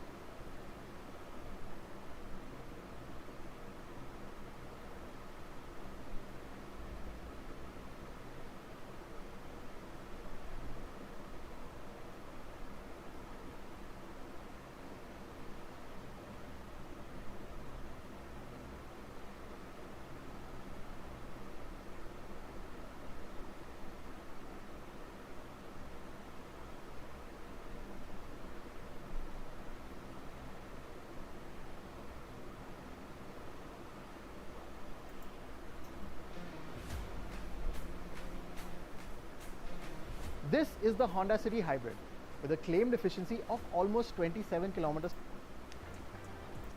Tushar has. So mileage tests don't really need to be boring. And with that thought in mind, I've brought these guys on a little bit of a detour. We're heading to Ambi Valley, well, just to take in a little bit of the scenery and burn some fuel while we're at it. And burn some fuel we did, because it felt like we were the only ones working on a weekday. The winding roads were fun, but the traffic and the tourists irked us enough to make a hasty dash towards Mumbai. Purely cheap version of. Okay, stat check on the Honda City Diesel as we're entering Mumbai city Indian limits. version of Top. Displayed range 530 kilometers, 530. Displayed efficiency 24.7 kilometers per liter, and the trip is at 121.5 kilometers. 118 kilometers since we refueled. Vertice's trip computer is showing 17.7 kilometers per liter, and the range is still at 490 kilometers. Stat check for the Honda City Hybrid. We've completed 127.9 kilometers and 707 km reading on the distance to empty, and 25.4 kilometers per liter on the meter. We soldiered on through Navi Mumbai, onto the freeway and towards Sobo. On the way, we drove past an old monument and then drove on another. The sun ducked under the horizon and the evening rush hour was in full force now. But Arun and I didn't really mind, to be honest. So Arun, it's been such a nice little day today, driving through Mumbai, seeing the sights. I mean, I can't really fault him because him and I are driving automatics. Now let's face it, we've been on a leisurely drive. If you look at the trip computer, we've been driving for about 6 hours now, roughly 200 kilometers, and the Vertice's distance to empty shows 420 kilometers. But I'm so happy that I'm driving an automatic in Mumbai traffic. But I kid you not, there's one person, I won't say who, is not as happy. Tushar, how's your clutch pedal treating you? Whoa, so funny, Arun, so funny. I had no idea you were so humorous.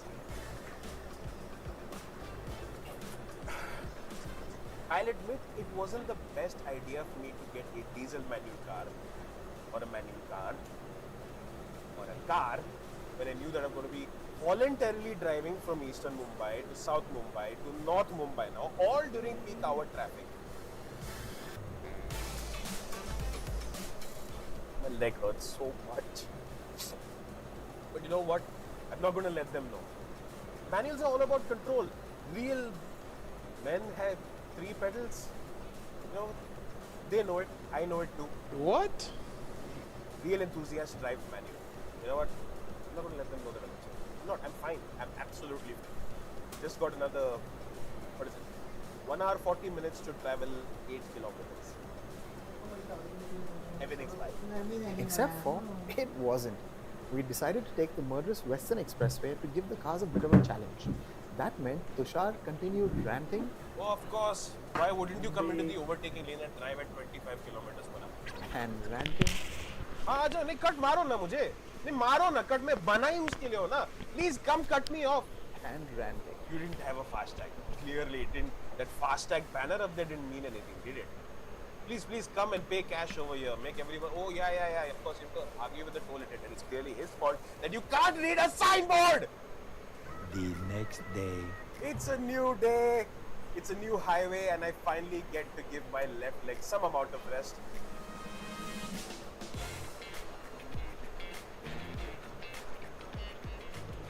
Anyway, I'm not going to gloat about it too much. Let's give the boys a quick stat check.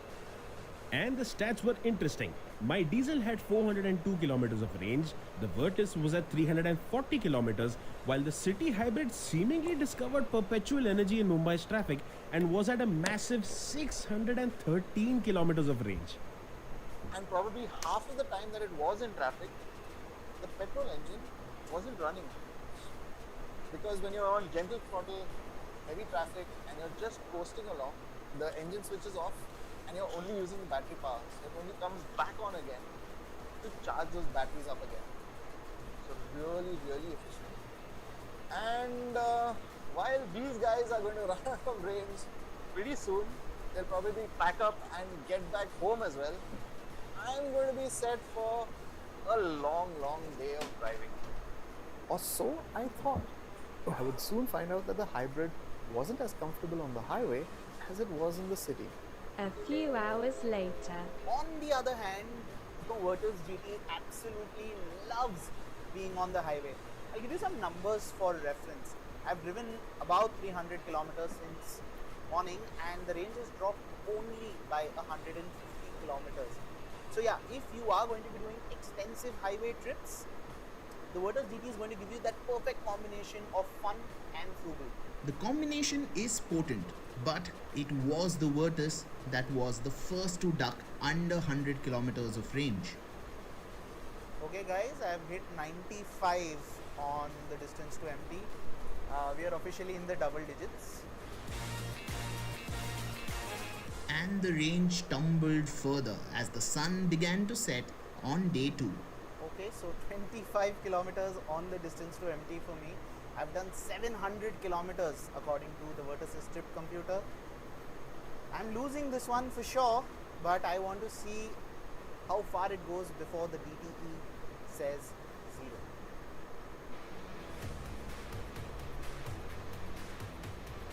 The Virtus was now down to the final 10 kilometers. Okay, last 10 kilometers according to the trip computer on the Virtus. 717 kilometers since I fueled up. Countdown begins. Yeah, so it's no. But at 0. It's freaking boring. That all day long. When you something one thing.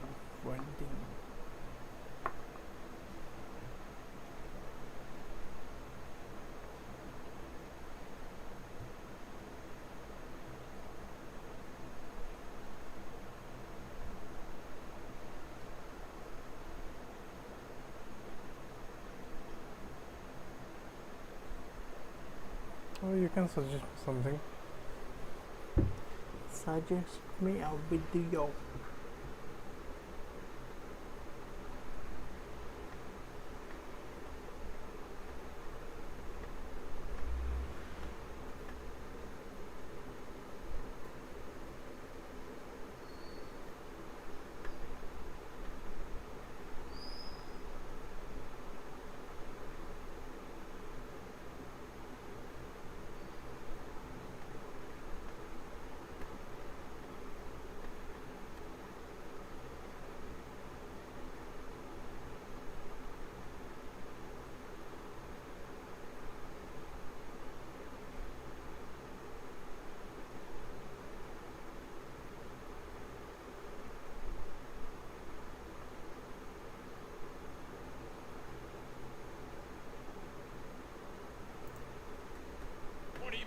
we got a banger for y'all today, baby. Look out for, here's a reaction video to me reacting to idiot streamers that got caught cheating live. This is courtesy of Sunny V2. I got the YouTube in the description. Be sure to check them out. This is a great video, and I had a blast reacting to this. If you do enjoy this, drop a like, hit the sub button. Most importantly, be sure to tell somebody you love them. All right, I'll catch you on the next reaction video for y'all here. This is idiot streamers who got caught cheating live. This is from Sunny V2. I'll leave the YouTube link in the description. Be sure to go check them out, stuff like that. All right, let's get into it. From using aimbot during a live CS, I'm assuming I've seen some of these, Mario 64. but I'm hoping I've not seen them all. We should have to include that person. These are the dumbest streamers who were caught in 4K cheating, beginning with Elm Zero, who accidentally left his aimbot on whilst trying out for a professional esports team. Up until this point, Elm Zero accidentally leave it on. 3,000 Twitch followers for his impressive Apex Legends gameplay. However, while trialing for the pro team Zenith, judges noticed that his aim was almost too impressive. And while this first kill was arguably still possible without aimbot, his next kill was significantly more suspicious. Whoa there, buddy. Elm Zero shoots through the wall as if he already knew where the enemy was, before locking onto the player with near perfect accuracy. Elm Zero was instantly called out in a Twitter post reading, "How are people streaming cheats in Scrims LMAO?" which received a response explaining that he was known for cheating on PUBG in the past. One of my accounts is banned from PUBG. I was banned by the PUBG Corp for my ban message said. Determined to expose Elm Zero for good, another clip was tweeted of him warming up for the match, in which his aim was once again robotically accurate, and with the evidence seeming conclusive, Zenith Esports will make a tweet explaining that Elm Zero was not contracted with us and has been removed from our trial process, which was followed by Elm Zero deleting all of his social media and disappearing from the internet. Semper0311 was even stupider, as after going live playing the game Destiny 2, he'd forget to hide Destiny, bro. together. At the time, he was streaming to a small audience of only 16 people. However, this was enough for one of his viewers to notice the fishy gameplay. Writing in the chat is that aimbot on your screen, it has like red squares around it. Seppa was dumb enough to read the comments out loud. And after pretending to be confused for a couple of seconds, the stream ended abruptly and the footage was deleted. In the days that followed, Seppa denied cheating and threatened to ban anyone bringing it up. No, it's not. No, it's not. I didn't, dude. If you want to get banned, you can keep saying that. Yet after being pressured by the audience, Seppa admitted to cheating in the weakest way possible. There were wall hacks on my computer yesterday on stream. Like, I'm not denying that. I just don't know how they got there. However, at least Seppa eventually admitted to some kind of wrongdoing, as the next person blamed her cheating on a non-existent person. The streamer in question went by the name of Miss Q Gemini, and just prior to being exposed, she'd state that people often called her a cheater simply because she was female. You know what's really sad? That sometimes, some female in Counter-Strike, people are like, "You're cheating!" However, the real reason behind why she was called a cheater revealed itself just minutes later, as she began her first CSGO game. This needs to go down in the history museum.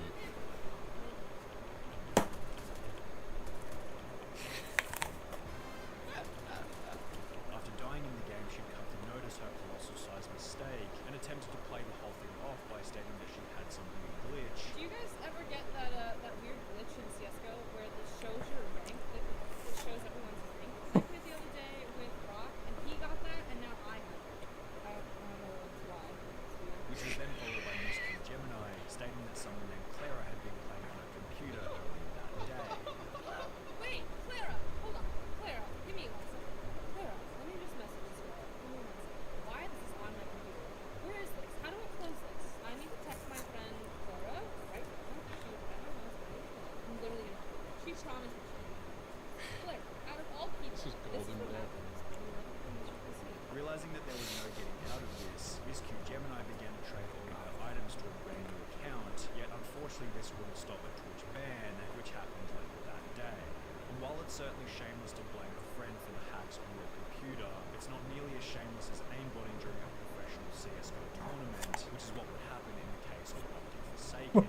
Forsaken had joined the Indian Optic group in May 2018. I never heard about this. And in the 5 games played after joining, Forsaken had always placed either second or first. While many assume that Forsaken was nothing more than a very talented player, will be after flying to a $100,000 prize professional tournament in Shanghai, China, that Optic Forsaken was exposed brutally. Forsaken taking large breaks in the warm-up rounds, as if he was trying to set something up on his computer in the background, yet it would only be after the main matches began that Forsaken's plays became incredibly suspicious. This first strange flick into the ground was followed by countless examples of him locking perfectly onto the enemy.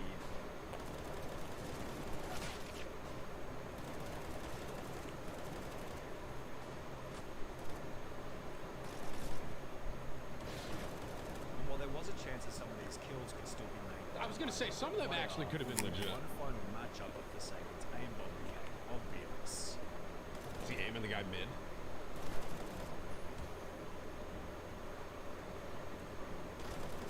After locking onto the enemy through a wall, event organizers called a timeout, and officials made their way over to Forsaken's computer to figure out if he was cheating.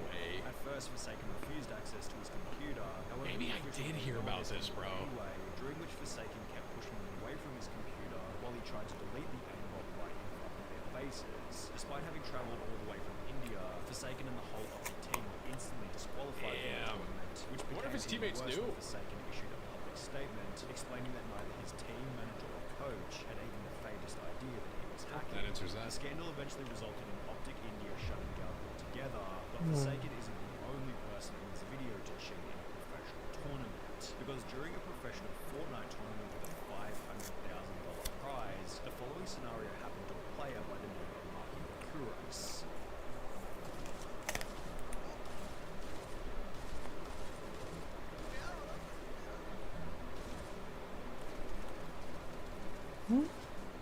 Despite being down and finished countless tons by his opponent, a glitch prevented Marky from being eliminated.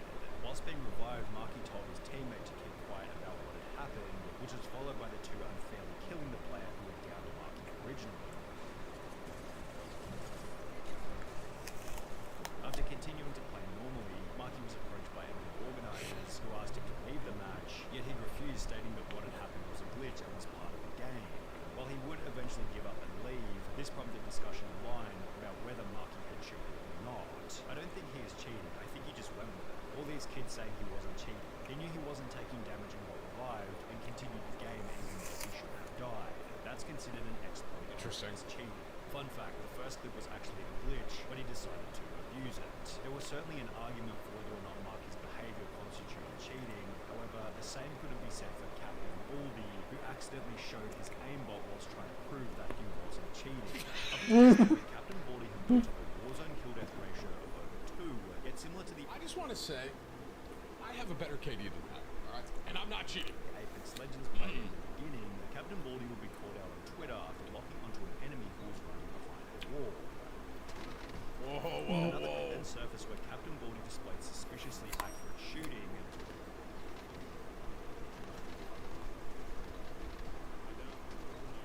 And as a result, his chat began to fill with people calling him a cheater. Determined to prove his innocence, Captain Baldy agreed to show his task. I think I saw this hilariously seemed to instead tap the key which brought up his cheat menu.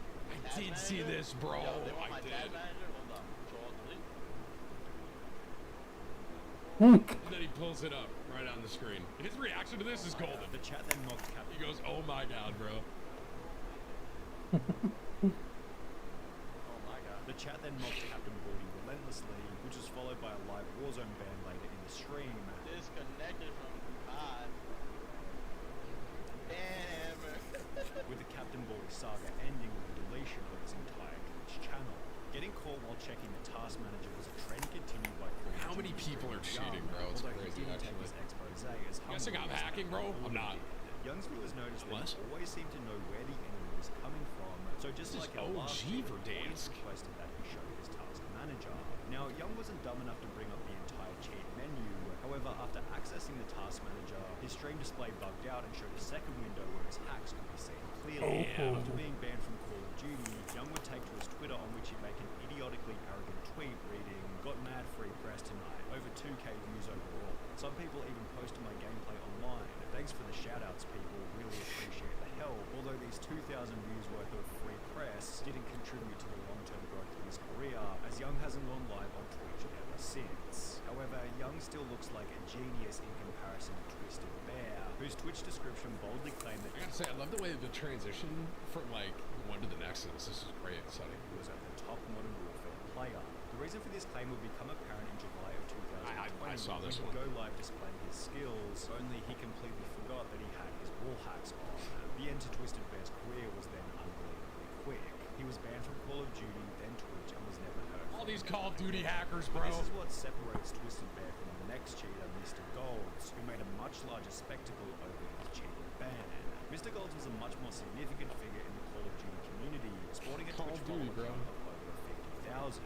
During a live stream to an audience of approximately 1,700 people, Mr. Golds brought up his task That was the manager reason I beginning stopped to playing brag Call about of how he Duty. was so good at Call So of Duty many that he cheaters. didn't need to cheat. It's the first time you see someone good at the game. Have you ever seen anyone playing like this?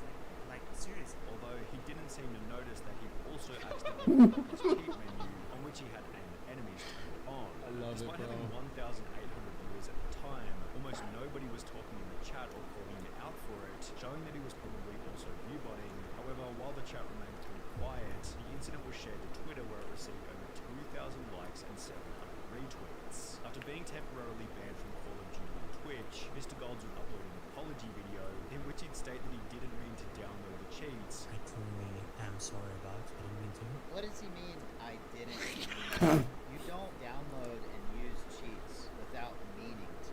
I mean, come on, buddy. Before going on to try and convince his audience that this wasn't who he was. This is not who I am. This is really not who I am. Despite having cheated for months in the lead up to his expose.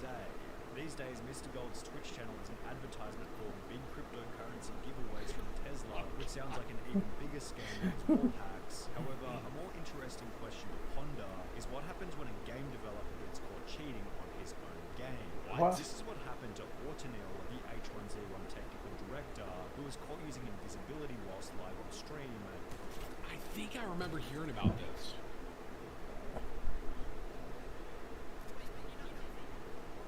Can't see me. Oh my god.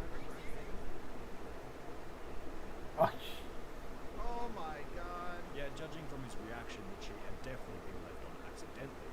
Oh my god. I'm so sorry, guys. I'm so sorry, guys. Damn, I actually feel for the dead. You can tell he felt really bad. Poor guy, lol. However, there was absolutely no accidents on phase Jarvis. Yeah, was Jarvis, given a bro. lifetime ban of Fortnite after cheating. This was. On the 4th of November 2000. I wonder if he thought that it would actually do this. This is kind of, he's still banned, right? Jarvis is still banned at this Phase point? Jarvis would upload a video titled Fortnite Gave Me Aimbot, in which he'd explain that he was given hacks by an unknown person in random duos. Something crazy actually happened. I got in a random duos game, and he was telling me like he can get aim on it. And then he was going to test the hacks for his video. This is what happens. Oh my gosh, bro. I don't know what half this stuff means, but it's actually about to be lit. We're about to Over the following 7 minutes, Jarvis lit up every single person in the lobby with his insane aimbot accuracy. Oh!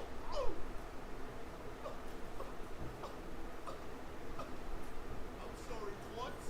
I'm sorry, what? Whilst explaining that he was using a new account and a new computer so he wouldn't get banned. Obviously, I don't want to have aimbot on my name. I had to go on a new PC. I don't want to get my name easily banned. Jarvis finished the video by once again reiterating that he shouldn't hack and that his dummy account was most certainly going to get banned. I wonder how many views this video got. I never actually looked. Yet he probably didn't expect that Fortnite would watch his video and ban every single one of his accounts permanently. In the days that followed, Jarvis would upload a new video titled I've Been Banned from 23 million Sorry, views, in which holy he'd explained that he could no longer play the game. I've actually been permanently banned on Fortnite for life. Recently I posted some videos of me using aimbot. It didn't even cross my mind to think that I could be banned for life on Fortnite. Before stating that he was extremely sorry for his actions. You know, it's obvious that I made a massive mistake. And of course, I would never think about doing anything like this again. I know now how big of a mistake this was, and like, it's just, there's nothing I can. I never actually saw his apology video, man. The video accompanied the tweet by Jarvis reading, I'm going to take accountability for my actions, and I understand completely why this has happened. I just wish I had known how severe the consequences were at the time, and I would have never thought about doing it. I love all of you who still support me. This is not the end. And while Jarvis says he's still quite banned. apologetic for his actions, Fortnite would make an example out of Jarvis by banning any new accounts that he tried to create. The interesting interesting thing is Jarvis's punishment was still less severe than Superfast Jellyfish, who might have the craziest cheating story in this whole video. So I've never heard of this one. Jellyfish was a Super Mario 64 speedrunner who wanted to join the exclusive 9-person list of Super Mario players who had completed the game whilst blindfolded. In the lead up to his blindfolded attempts, Superfast Jellyfish had been playing Super Mario 64 for 3.5 years, leading him to believe that he had enough experience to beat the game without eyesight, and apparently he was correct, as he'd successfully complete the blindfolded challenge after only 3 tries. However, his ability to complete the challenge with such ease prompted a user by the name of Charlie Brown 64 to upload a video titled Obvious Cheat Effects Blindfolded Super Mario 64 Speedrun, in which he tears Superfast Jellyfish's run to absolute shreds. Only a true gamer such as this man will be able to somehow sidestep the scuba, quickly make his way up the path, and then do this long jump to the next red, all completely blindfolded and with absolutely no setup necessary. Not only does he somehow know exactly where the one-up box is, but he also knows exactly what direction the one-up will go in once it spawns, something completely determined by RNG. Then, after chasing it on a moving platform for a completely arbitrary amount of time, he somehow knows exactly when and where to jump into that. Watch now as he somehow knows exactly where he is on the spinning platform and knows exactly where to push bullets. Wow. Again, anyone who was actually blindfolded here would have probably just kept holding left and off. However, this guy is able to make a completely random amount of adjustments to make it on his play. 19 days after Charlie Brown would upload his expose, Superfast Jellyfish uploaded a bizarre apology video in which he tried to claim that the run had been faked deliberately. That speedrun was purposely faked. It was purposely faked. Yet nobody seemed to buy any of his lies. The Superfast Jellyfish's time in the spotlight ended with a dislike ratio of over 95%. That's crazy, dude. I've never heard that last one. I think I just realized too that I was probably blocking the camera on that last one. My bad. But this is what the blindfold looked like.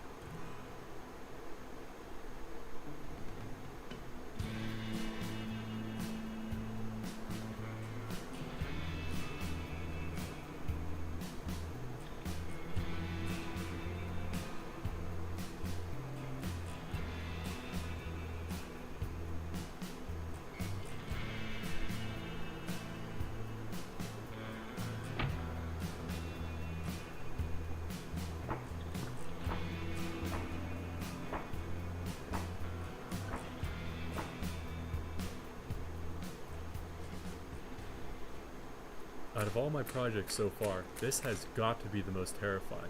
It's just so cold and calculating. I feel like it's just waiting to shoot my eye out. For those of you who saw the aimbot v1 video and are wondering what happened fully into existence inaccurately, track system, nor the money to with putting the now that I have huge motors to move this thing.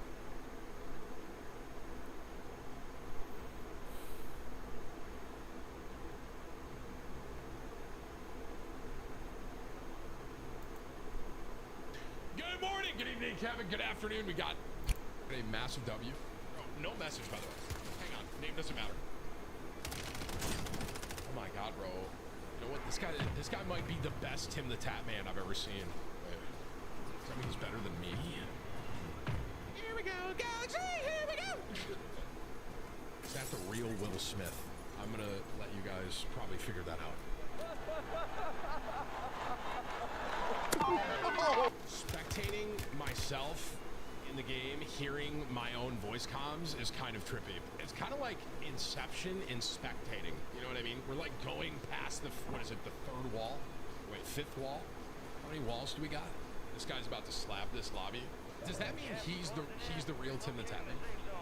Like if he wins the game as me, and he killed me in Gulag. Oh, he doesn't see the guy on the right. Oh, he does.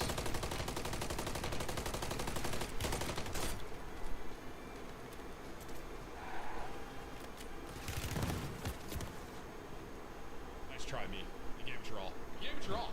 You know, what could I have done differently? Could I have hit some shots? Maybe. Did I hit the shots? No. I mean, this guy in the hover literally just pulled up in the middle of the fight, hopped out, fried him, and now he's leaving. Tim, that was just like you. Bro got your aim too. Huh? Oh, you're saying because he missed shots that he got my aim when he bought my... Okay. That's how today's gonna go. Got it. It's interesting. I realized it was being mean to Tim Day, but here we are. Can you please, Squawking, stop getting in and out of the... Going to freak out in that hover again. All right. Like the... Oh, him with a couple of those shots, and I knew. That was the first fucking hacker that I've seen, and I gotta hit... I haven't played... This is my 4th time on Warzone. I've not been grinding near as much. Something ain't right with this aim. No, sir! No, sir! We got something here, ladies and gentlemen. This ain't aim assist. There's no way, right? Well, I thought Ricochet was, like, doing its thing now, bro.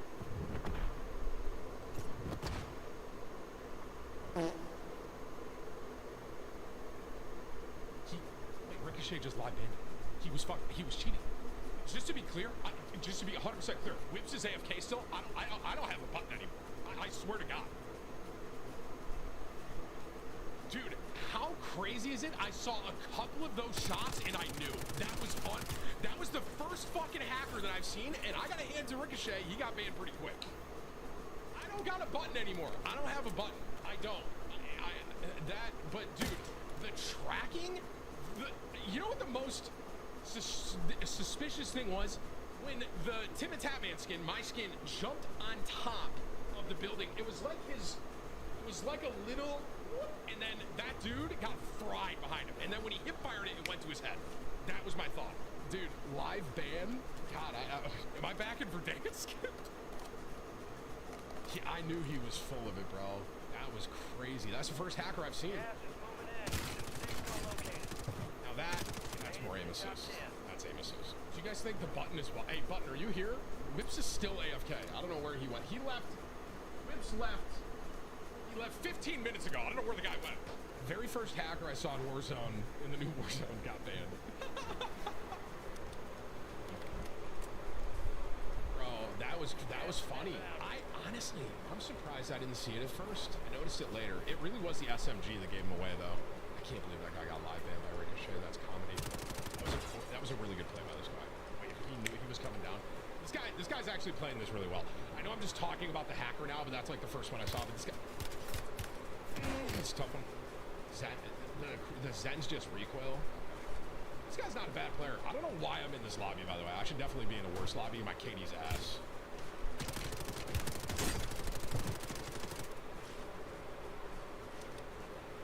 This guy's aim is disgusting too. I don't think he's cheating, but oh my god. I think that's aim assist, right? That's aim assist right there. Yeah, everyone's told me aim assist is way better in this COD. Yeah, this guy's not cheating. The other guy definitely was that got banned. That guy's not. 1v1 situation, Seahawks fan, and the Seahawks get the dub! Definitely not winning the Super Bowl, and I'm losing my bet. But great game, good job. Weakest link, and he won the game, by the way. Welcome back. Hey, a win's a win. Follow. A win's a win, man. Bro, I can't believe I just saw my first I know, I'm not streaming anything. But yeah, so really quick. There was one thing that tomorrow my cam will be bro. here. Hang on. So, I'm going back in my stream really quick. Then we can chill.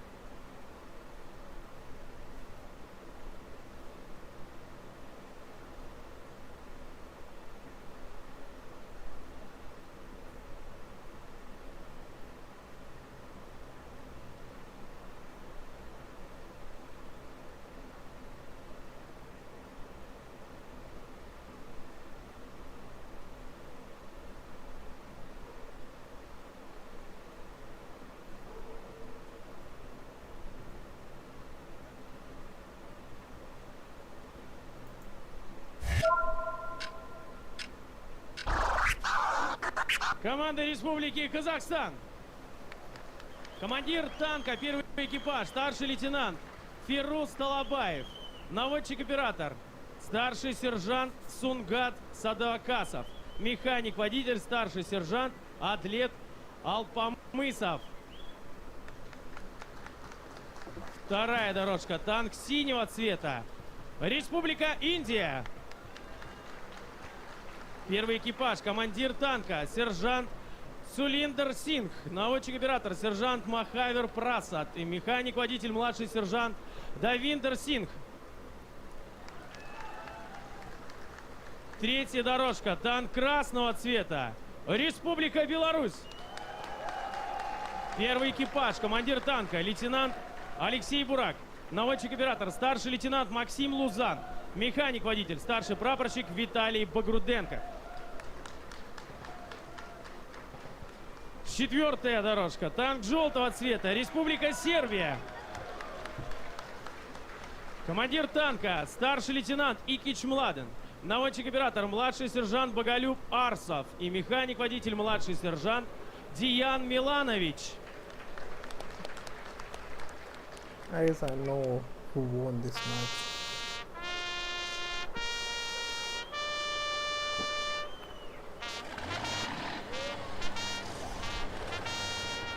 Штатные места в танках Т-72БТ. Все танки, представленные российской стороной, с исключением команды Республики Беларусь, прибыла со Сваятлона. Генерал-майор Роман Беняков лично подает команду судьям от стран, которые подадут команду своим экипажам для начала движения. Итак, кто-то на команду вперед, друзья мои. Ну что ж, повалим сегодня и поддержим все команды, все экипажи. Ну а те, кто поддерживает свои страны, безусловно, будут сегодня дарить теплые эмоции, волнение, переживания своим командам. Итак, ну что ж, с первых секунд заезда у нас уже сразу же определяется лидер. Вы посмотрите, красный танк команды Республики Беларусь врывается вперед, немного опережая все экипажи. Соответственно, первый, второй, третий экипаж выступают, передавая друг другу эстафету. Накануне, буквально за час до заезда, был определен порядок прохождения 4 кругов каждого экипажа в каждой страны. Так, команда Казахстана, первый круг, мишень номер 12, второй боевая стрельба из зенитного пулемета по 25 и 11 мишени, третий круг, мишень номер 9, РПГ, 3 мишени, четвертый круг свобод. У Казахстана, это у команды Казахстана. У Индии первый круг сейчас будет боевая стрельба по мишеням номер 9, далее свободный круг, далее 12 мишени и 25 и 11. Команда Республики Беларусь начинает боевую стрельбу из зенитного пулемета. И сейчас, я думаю, несколько мгновений мы увидим с вами мишени красного цвета. Далее 9 мишени, далее свободный круг и 4-й круг у команды Республики Беларусь. Это боевая стрельба по мишеням номер 12. А вот у Республики Сербия первый круг свободный, без боевой стрельбы. Далее 12 мишени, 25 и 11 и мишени номер 9. Ну что ж, пока не началась боевая стрельба, друзья мои, есть приятные новости. И сегодня мы поздравляем наводчика-оператора Сунгата Садуакасова Республики Казахстан. Ведь у него родился сын, друзья. Да, вот в этот знаменательный день выступления в полуфинале танкового биатлона есть такой прекрасный подарок жизни. Родился сын. Но и не только у него, друзья мои, у команды Республики Сербия тоже сегодня праздник. Механик-водитель второго экипажа также стал отцом буквально 7 августа. Начало таки самого интересного. Это боевые стрельбы, выполнение огневых задач на трассе танкового биатлона и эстафеты команды Республики Беларусь. Первый круг — это боевая стрельба по мишени номер 25 и мишени номер 11. А вот синий танк будет заходить на стрельбу по мишеням номер 12. Загрузка боеприпасов сейчас у команды Беларуси. Идет загрузка боеприпасов в зенитный пулемет. Выделяется 20 боеприпасов, друзья, каждому экипажу для этой огневой задачи.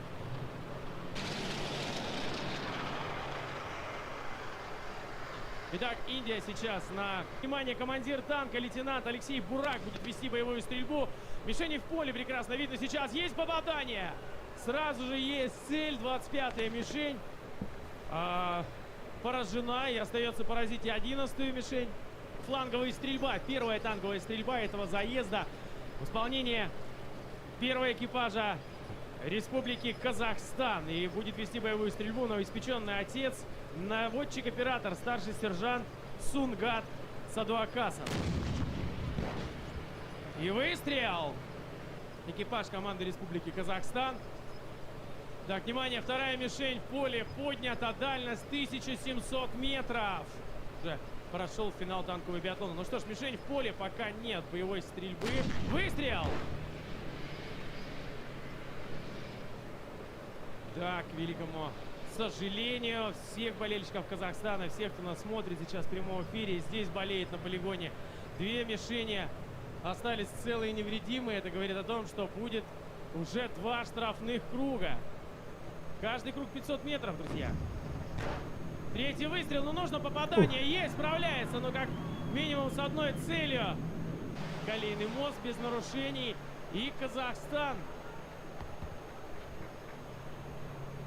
на штрафном круге, а Республика Индия попала дважды попала по целям номер 9, по мишеням номер 9. Заработал тоже агитатор, скажем. Да, мишени остались целые и невредимые. К сожалению, не справился первый экипаж. Ну что ж, есть еще второй, третий экипаж. Поэтому, друзья мои, рано еще, как говорится, пускать руки и бороться каждой команде до последней секунды, до последнего. Набирая хорошую скорость, экипаж команды Республики Беларусь, опережая сербский экипаж. Впереди препятствия, колейный мост. Внимание, посмотрим, как будет преодолевать механики, водители обеих республик.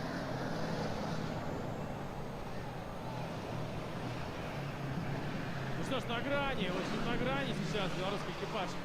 Б3, все команды принимают участие на танках, на этих танках, за исключением команды Китайской Народной Республики. У команды Республики Беларусь 4 из 24 целей поражены, а вот у Сербии пока не поражена ни одна мишень. Так, внимание, Индия на фланговой стрельбе. Первая мишень уже в поле. Безусловно, должен быть и выстрел. Но я думаю, здесь уже в полуфинале сильнейшие команды и каких-то грубых ошибок допускать ни в коем случае не должны. Ни один экипаж. Так, движется сейчас механик-водитель. Выстрел! Нет, нет попадания. Цель не поражена.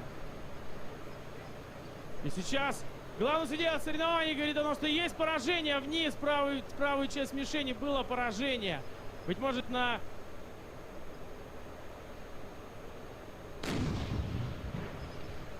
И вторая цель. И вот приблизительно в то же место сейчас попадает. За исключением того, что первый раз было еще немного ниже, но все же цель была поражена. Итак, второй выстрел и второе поражение цели. Третья мишень в поле. Мимо команды Индии сейчас проносится танк красного цвета. Команда Республики Беларусь на прямолинейном участке. Ну а выстрел, третий выстрел. Команда Индии поражает все 3 мишени. Вы посмотрите, прямо-таки в кромку, в самый низ. Все 3 выстрела. И 3 мишени поражены. Браво, браво наводчику-оператору. Фланговая стрельба. Итак, завершает сейчас команда Республики Индия 3-й круг. Переходит к 4-му. У команды Индия боевая стрельба из зенитного пулемета осталась, друзья. Ну что ж, хорошее время. Вы посмотрите, команда Индии идет второй сейчас. Первый экипаж.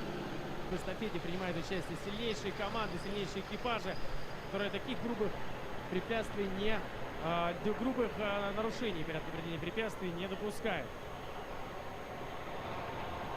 Так, и вновь небольшой элемент. Вы посмотрите, гонки и действительно серьезнейшего накала при движении 2 танков, красный и синий, на команды Республики Беларусь и Республики Индия.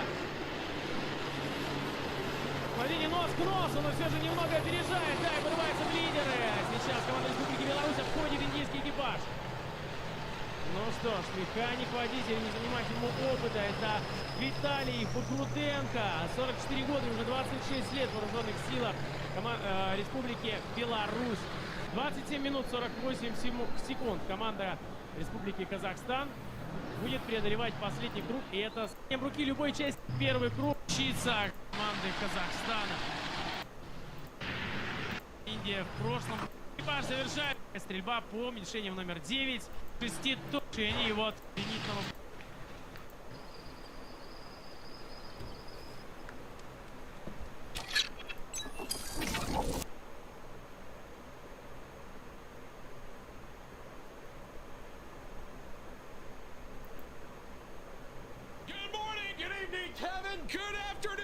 a banger for y'all today, baby. Me, Doc, and Zine later participated in the open qualifier for the World Series of Warzone that is $1 million prize pool. Just for the record, that video is coming. We're doing a really big story video of the highs and lows of the tournament. So just keep an eye out for that, but I might show you all this first. We end up running into a guy that has the top 250 emblem, top 250 banner, all the camos you would expect, top 250, etc. I think he was hacking. What's interesting about this as well is I feel like he was trying to hide it. Let me know in the comments what y'all think about this guy. Do you think he's legit, or do you think he is hacking in this $1 million tournament? On top of that, I hope y'all do enjoy this, man, and if you do and you're having a great weekend, hit that like button for me, hit the subscribe button for me, most importantly. Be sure to tell somebody you love them. I'll catch you in the next one. All right, boys, come on, come on. We can win out here. You know what I'm saying? We're good enough. We can win this shit, bro. Yes, we can. Win out. Win out. Let's get a couple of big dubs right here. I'd like to do that. I'd like to lock in a couple of big dubs. We have the ability. We have the skill. Yes, we do. Start out strong. That's a team wipe too. He's literally playing. Solo. Let's do what we were saying, right? We start hot, but then let's like get a spot. Fucking yes. Yep. I'm hearing you. I like that. I got an armor box. I'm gonna hold it though and not throw it because you guys are over there. I want to put it in the middle. Actually, you know what? I will put it in this building. I'm just gonna throw it in this building because it's kind of 50 for you too. It's inside there, first floor. I just got a bunker key card. We're in this. Me neither. Let's win this one. Yes, yes. I don't get the energy flow, guaranteed. Another armor box. So many pings, yeah. Yep, just keep almost enough for a loadie here. Almost enough. I'll probably find it right here. Meet me at the slide. One more stop. Get it?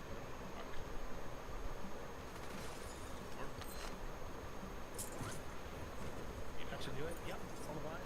Let's go. Let me push all this. I have a ammo box. I'm just gonna put. I mean, do I keep this for anything? Or? Nah, it doesn't matter.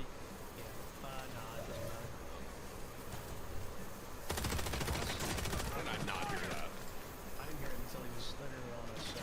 Right across from us. My house. Window. I got one shot. Knock him inside. Up top. It's good. Not. I hit him. Yep, got him. He's to the more guys. That's my name. More guys over here to the left. I don't know. On top of this building right here. I'll be able to snipe him from here. They're fighting. You're fighting. I'm gonna take the balloon. Okay. I broke the one that hopped. See, right here.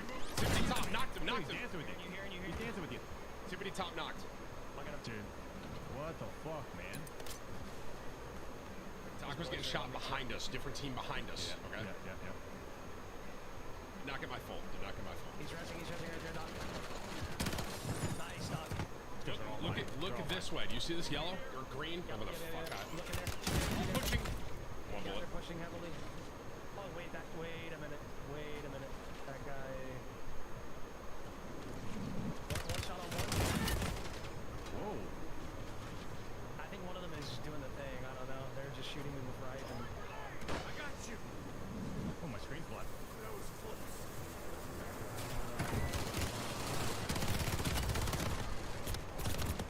I don't think he's cheating, boys. I think they were just stacked up. They're all top.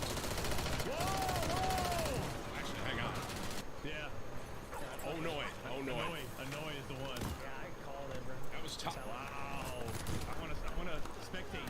I wanna spectate. Z. Spectate. He started shooting me before I even Spectate the $1 fucking, million tournament. I'm in. Get me over there. That'd be a 1 out of 10 for me, but you guys do what you want. I'm all in. I think he is cheating. I think he is. No bullshit. I'm gonna try and win good.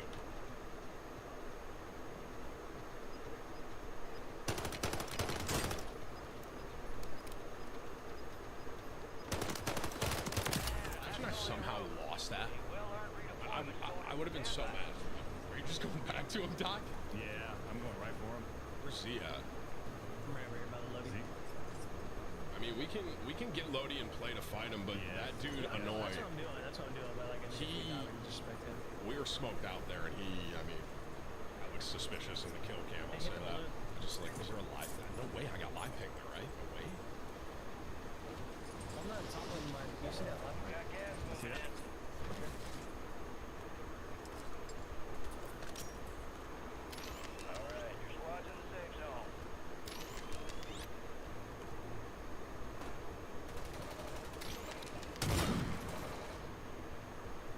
I am shooting. I got tons of ammo. Under me. This guy's jumping behind. Directly underneath me.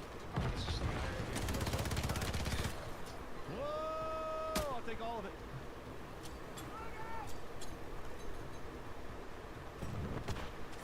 Need some plates? Yeah, you got him. Yep. Boom, right here. I need ammo too. He's gonna push over right next to us. Are you guys flanking behind where the logo was? He just pre-fired me. Yeah. That might be that. That's not even the guy though. Look how he like. Broken Doc. Oh, it is him. It's him. It's him. Yeah. No, That's him. Yes. He's got to be. I mean, I would love to make this a spectator video if you guys are cool. Oh yeah. We got one. We got one. I actually almost shit on him though. I can't believe we got one. So here's the thing.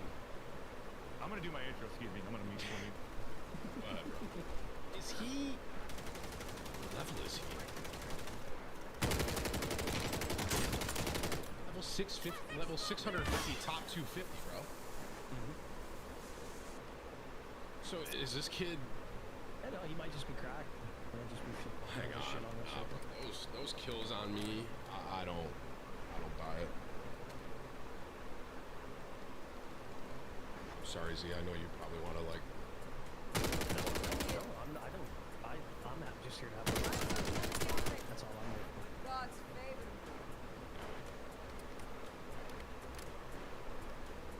Now I'm piquing my interest here. But like even the kill cam against me and Doc I just saw, he pre-aimed Doc. He pre-aimed you. He pre-aimed you, right? Yeah. I'm hoping.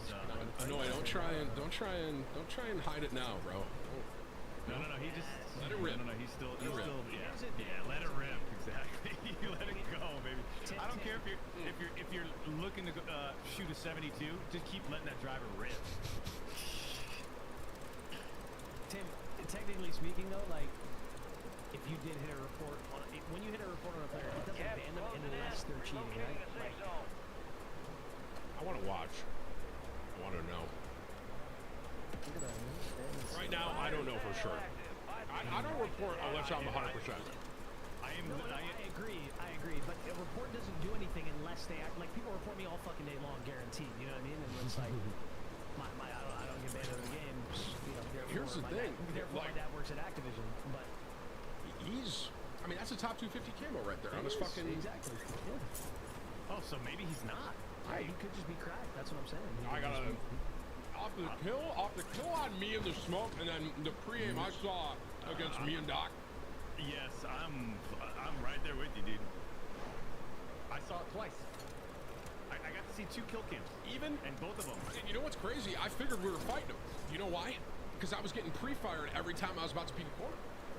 So either this is the best fucking player in the world and he should be in the $1 million tournament, or we got ourselves someone here. Let's take a look at it. Yeah, here we are. No. You're confident enough to stay in that, aren't you? I wonder if the spectators might be throwing him off right now.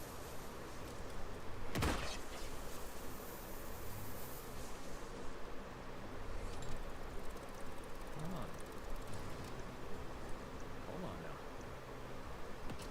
Yeah, get right back in. Fire sales over. Adjusting price.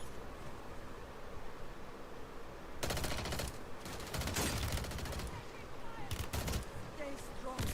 Nah, dude. I mean, that positioning was terrible. That was bad. That was like bad decision making. Horrific.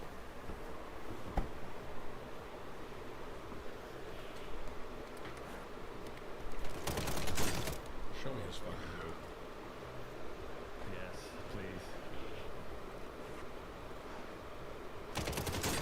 I don't believe that.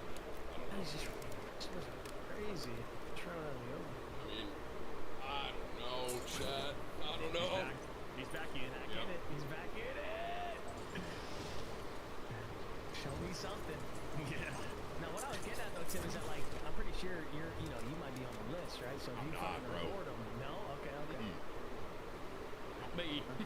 No, 'cause sometimes even I'll report. Like if I hit a report on someone that's like a guaranteed cheater, like they're just like rage sometimes I'll just get instant kicked right into the game. I truly, in my heart of hearts right now, can't tell 100%.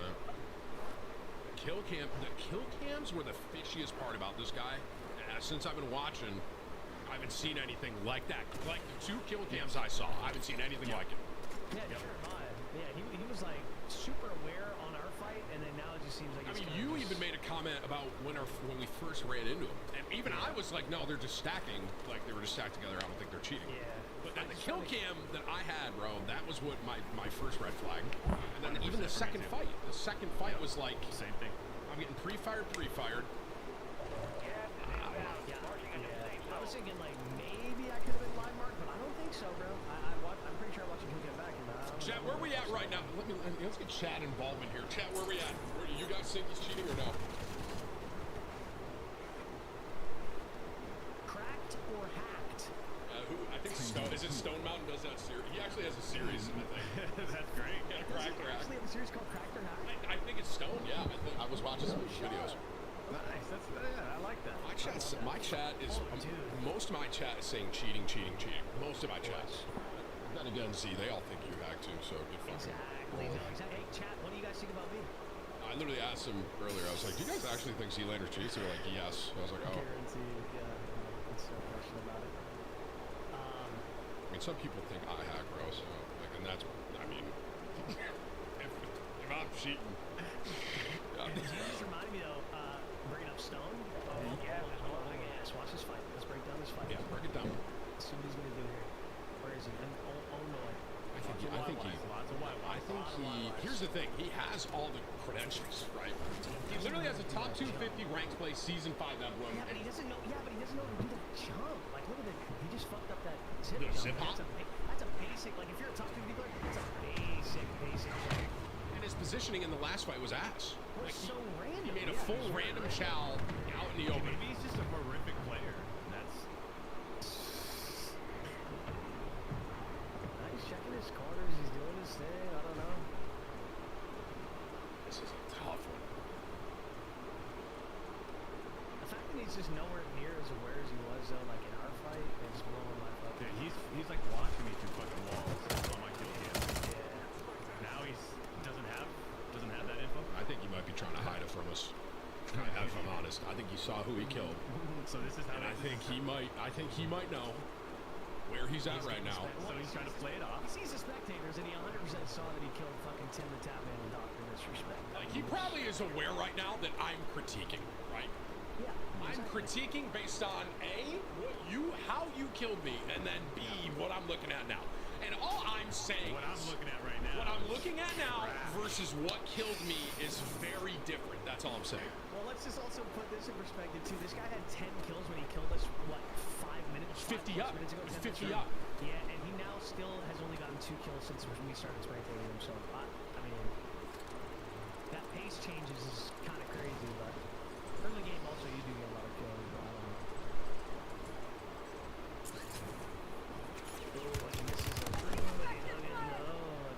It's almost like I'm watching a completely different fight.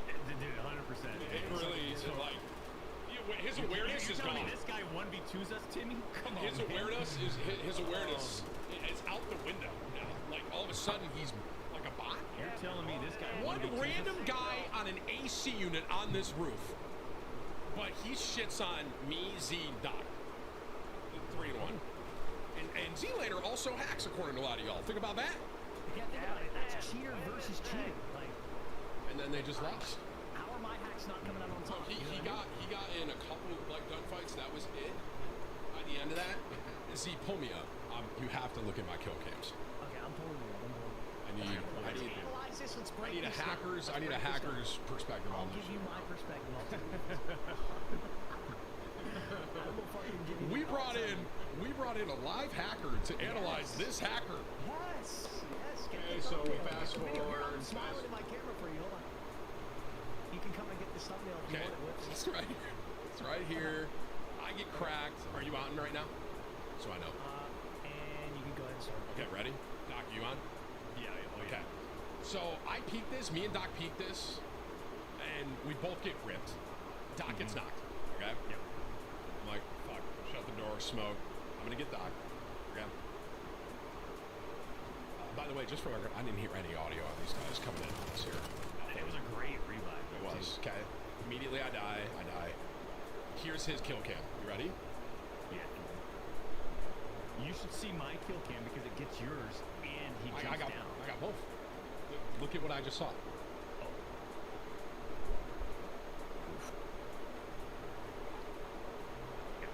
I say, hang on. Let me enhance. Let me 0.5. Yeah. You're telling me this guy, hang on, 0.5 now. You ready?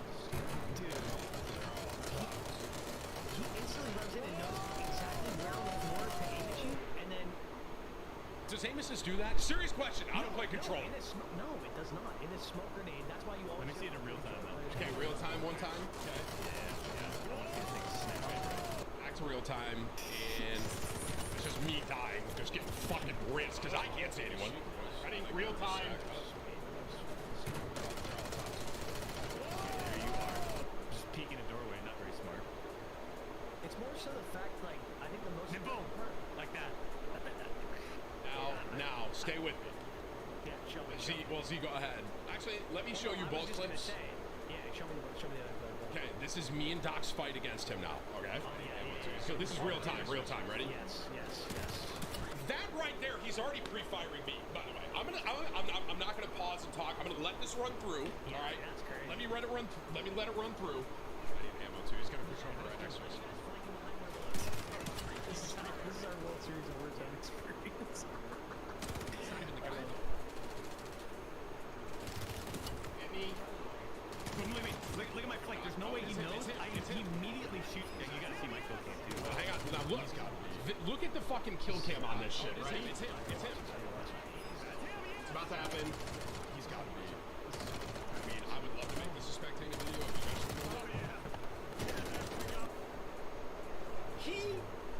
But you gotta see after that. You have to see after that too. After?